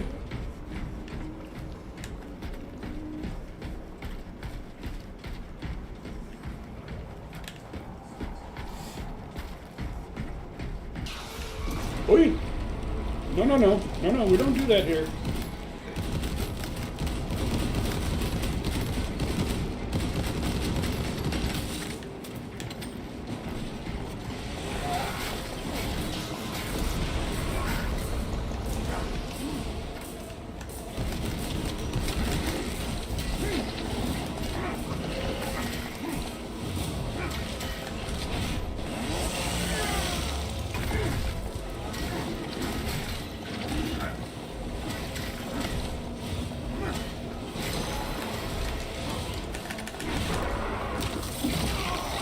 Yes.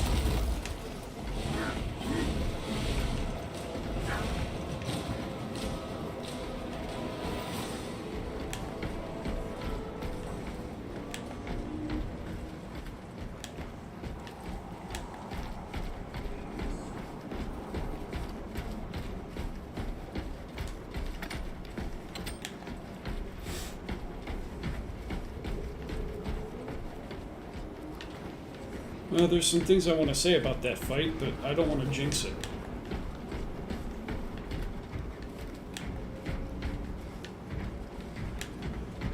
Okay. Let's see if we can find some ammo around here. Operator shift changing of the gym. Your tardiness has been flagged for evacuation. Open the gates. Shift command to reset. You're registered as on duty. Carry out your science work according to defined synchronicity.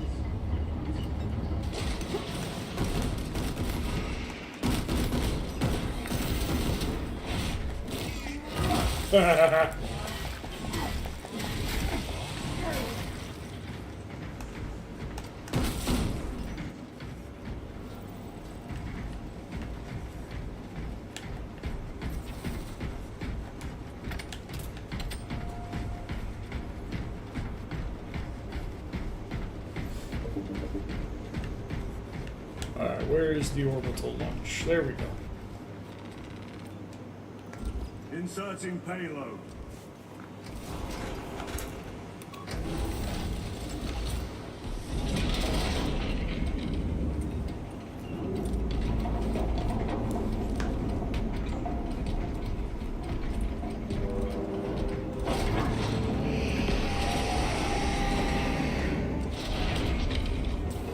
Payload chamber. The world's largest revolver. Further validation required. Transmitting override authorization. Set course for stratospheric detonation. The right of safeguard must be performed. Seek an authorized Magos at the command console. You absolute worm. Excuse me.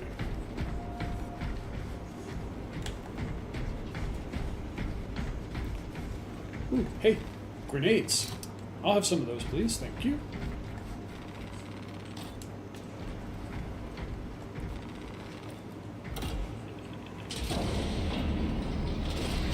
Machine Spirit, where is the command console? On the observation platform above. Magos on duty does not respond.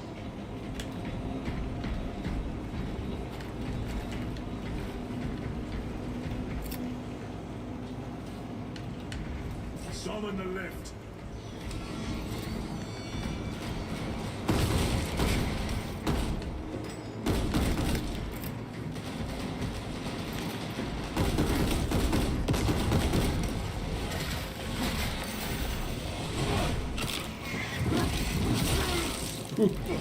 Brutal.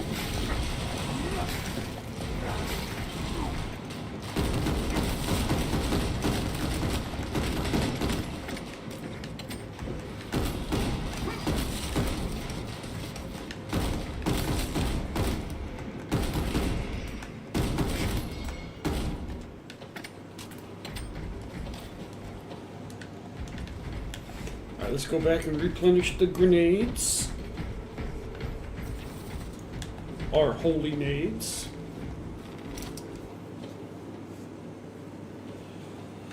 Alright. We move on, we move on. We're moving on. Oh, we moving on.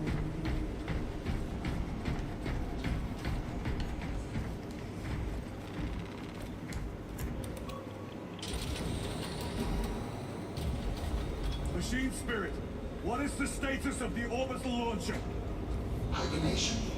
Console inactive for 22 hours. This impiety to the Omnisire has been logged.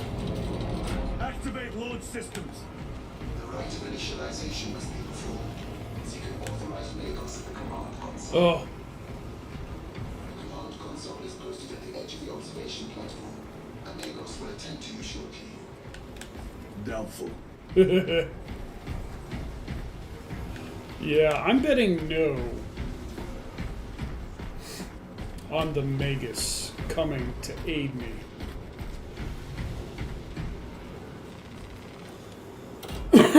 Press X to doubt. Awakening systems for hibernation. Light and capacitors initialized. Personnel may begin prayers of charging.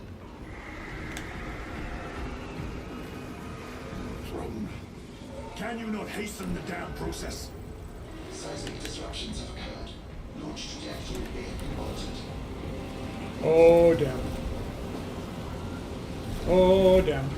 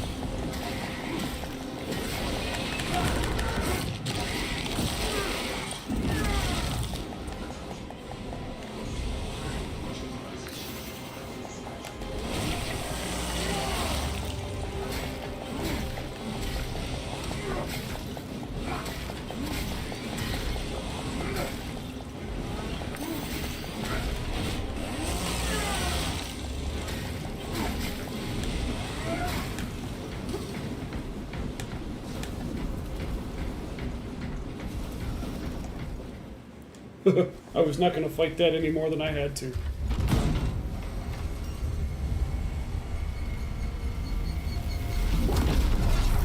Nice. It is done.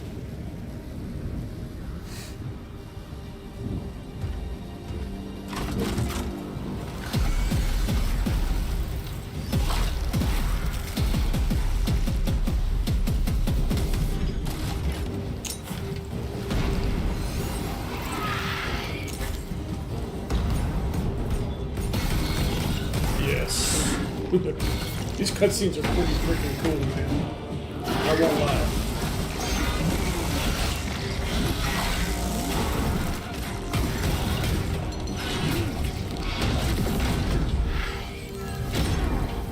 I really don't want to fight in the pit. I really do not want to fight in this pit, man.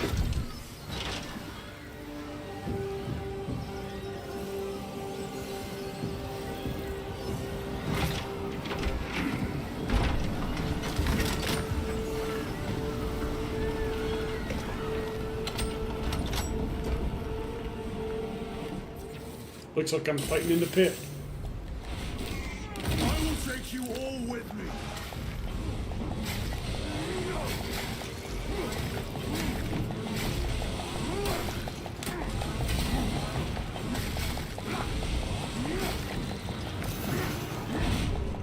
I will not rest until you lie dead at my feet.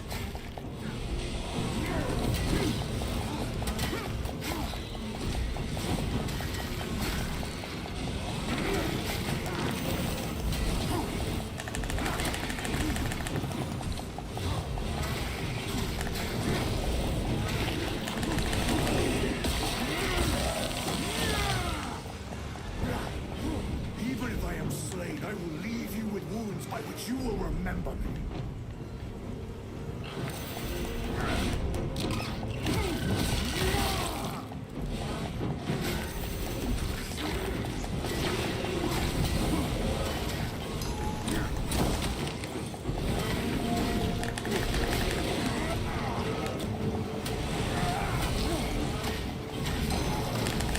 Eradicate your kind from the galaxy.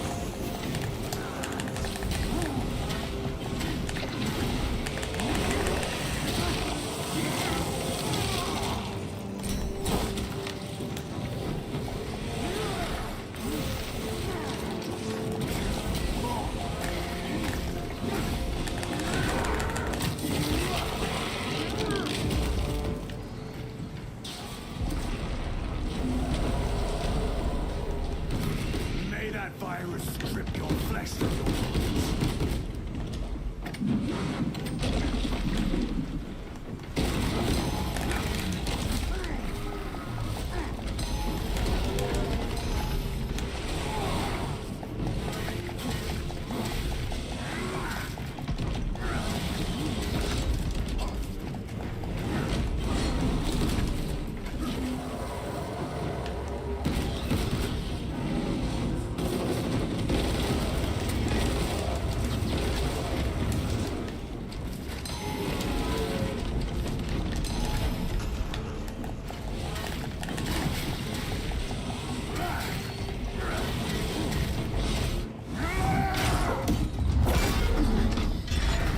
Oh, I hope I didn't die.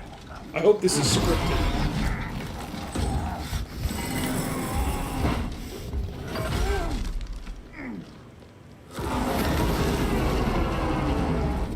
I really hope this is scripted because I don't want to die. Not so soon after starting, anyway.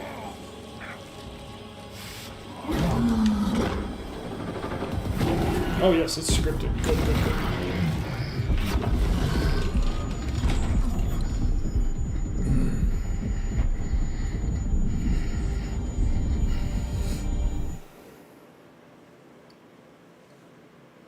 I was about to be really upset because I thought I had just died.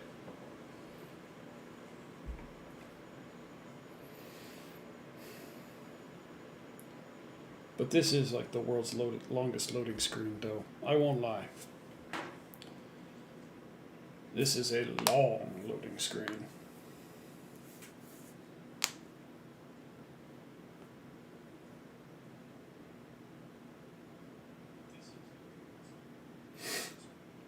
Not a fan of this loading screen for sure.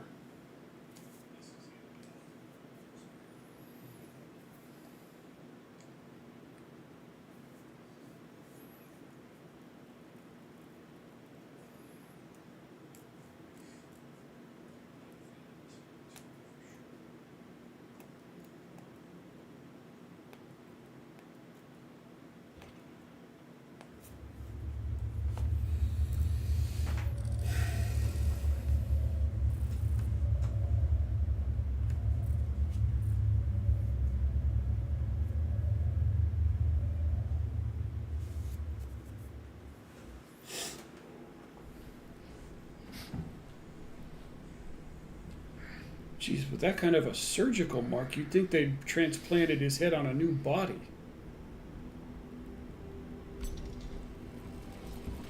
Praise the Emperor.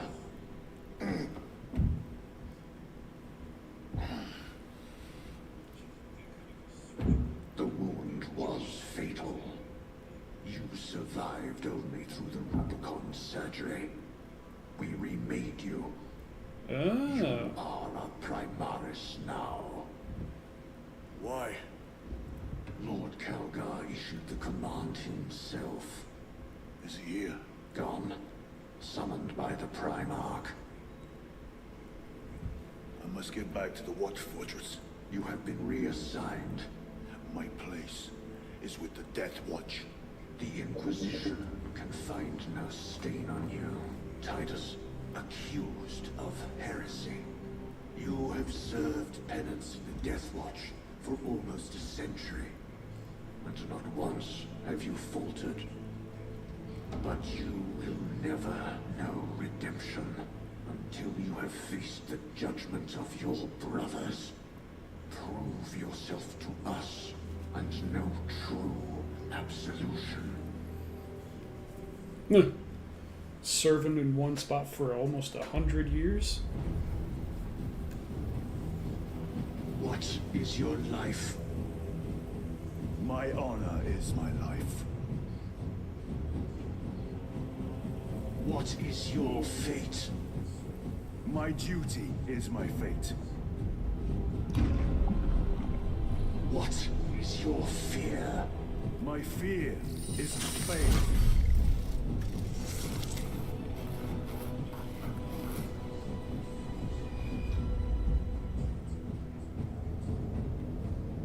What is your reward? My salvation is my reward.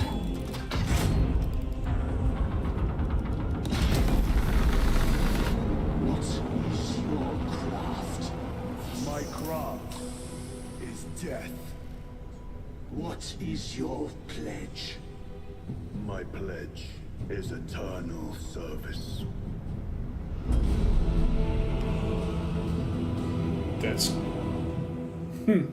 quite an intro.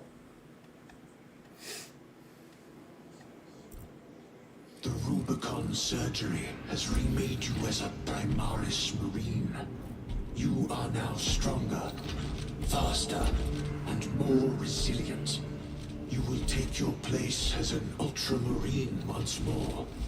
Your brothers will know that you served in the Death Watch, but your dishonorable status as a Black Shield has been redacted from the archives. Should it be discovered, there would be questions. Lord Calgar has offered you a second chance. Do not taint it.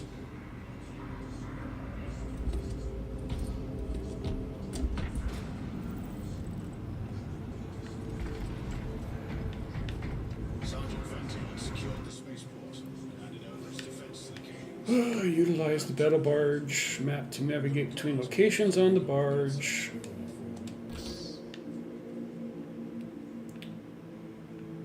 Okay, so the only places I can go is pretty much nowhere.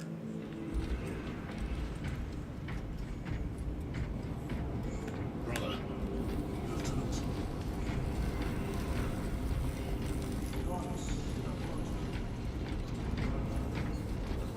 Jeez, when you stack them up against a normal human, these Ultramarines are freaking huge, man.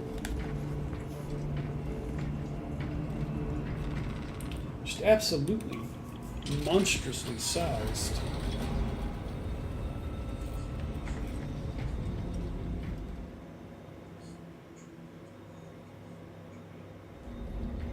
Alright, where do I have to go now? That is the question.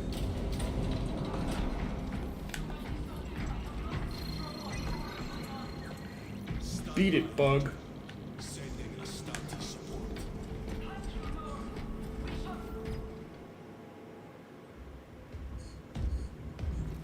My lord, Lieutenant Titus reporting for duty. That's a hearty thunk. Have Sergeant Gadriel report to the bridge.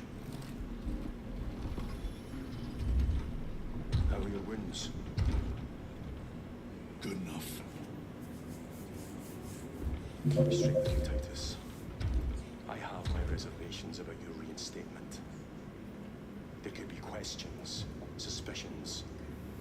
I cannot afford discord among the men. Not now. You're a lieutenant now. Will that be a problem? No, Captain. Very well. We're facing a Tyranid splinter fleet. They engaged us on 2 planets. Avarax, a hive world, and Kadaku, which you Kadaku. already know. We're abandoning the latter. I thought it was It's Kadaku. mostly Adeptus Mechanicus research facilities. We're evacuating critical assets and personnel. These defense guns are keeping the skies clear for our ships. The Tyranids have taken note. Get down there and protect those guns. Captain, you wish to see me? Sergeant, this is Lieutenant Titus. He'll be taking over command of your squad. Sir, I expect you on the ground within 30 minutes. Dismissed. That dude does not seem happy about it. Well, as unhappy as an unemotional. Lieutenant, forgive my hesitation. I am merely surprised by this development. as am I. Sergeant Gadriel, the Absolver is ready to depart. Brother Chiron, this is Lieutenant Titus. He will be leading our squad. Is that so? Well, I shall be glad to have a commander of such experience. Is the rest of the squad ready? Already assembled on the flight deck. Good. We'll leave immediately.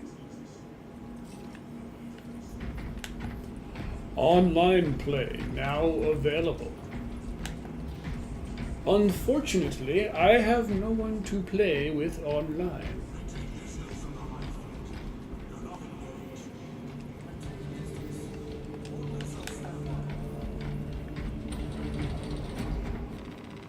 At least right now, but I can still play through the storyline.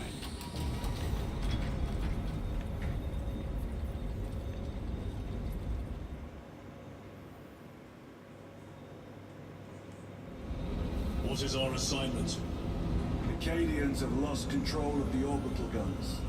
We are to recapture them. Lost them already. The Tyranids are hurling spores at those guns in great waves. I'm impressed the Cadians held out this long.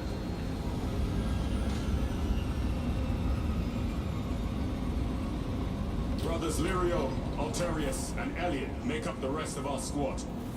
Have any of you faced Tyranids before? Only these past 2 days. Then there is much to learn. I look forward to it.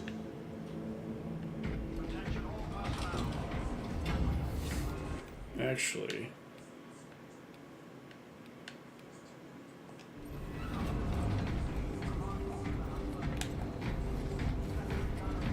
What do you think you're doing?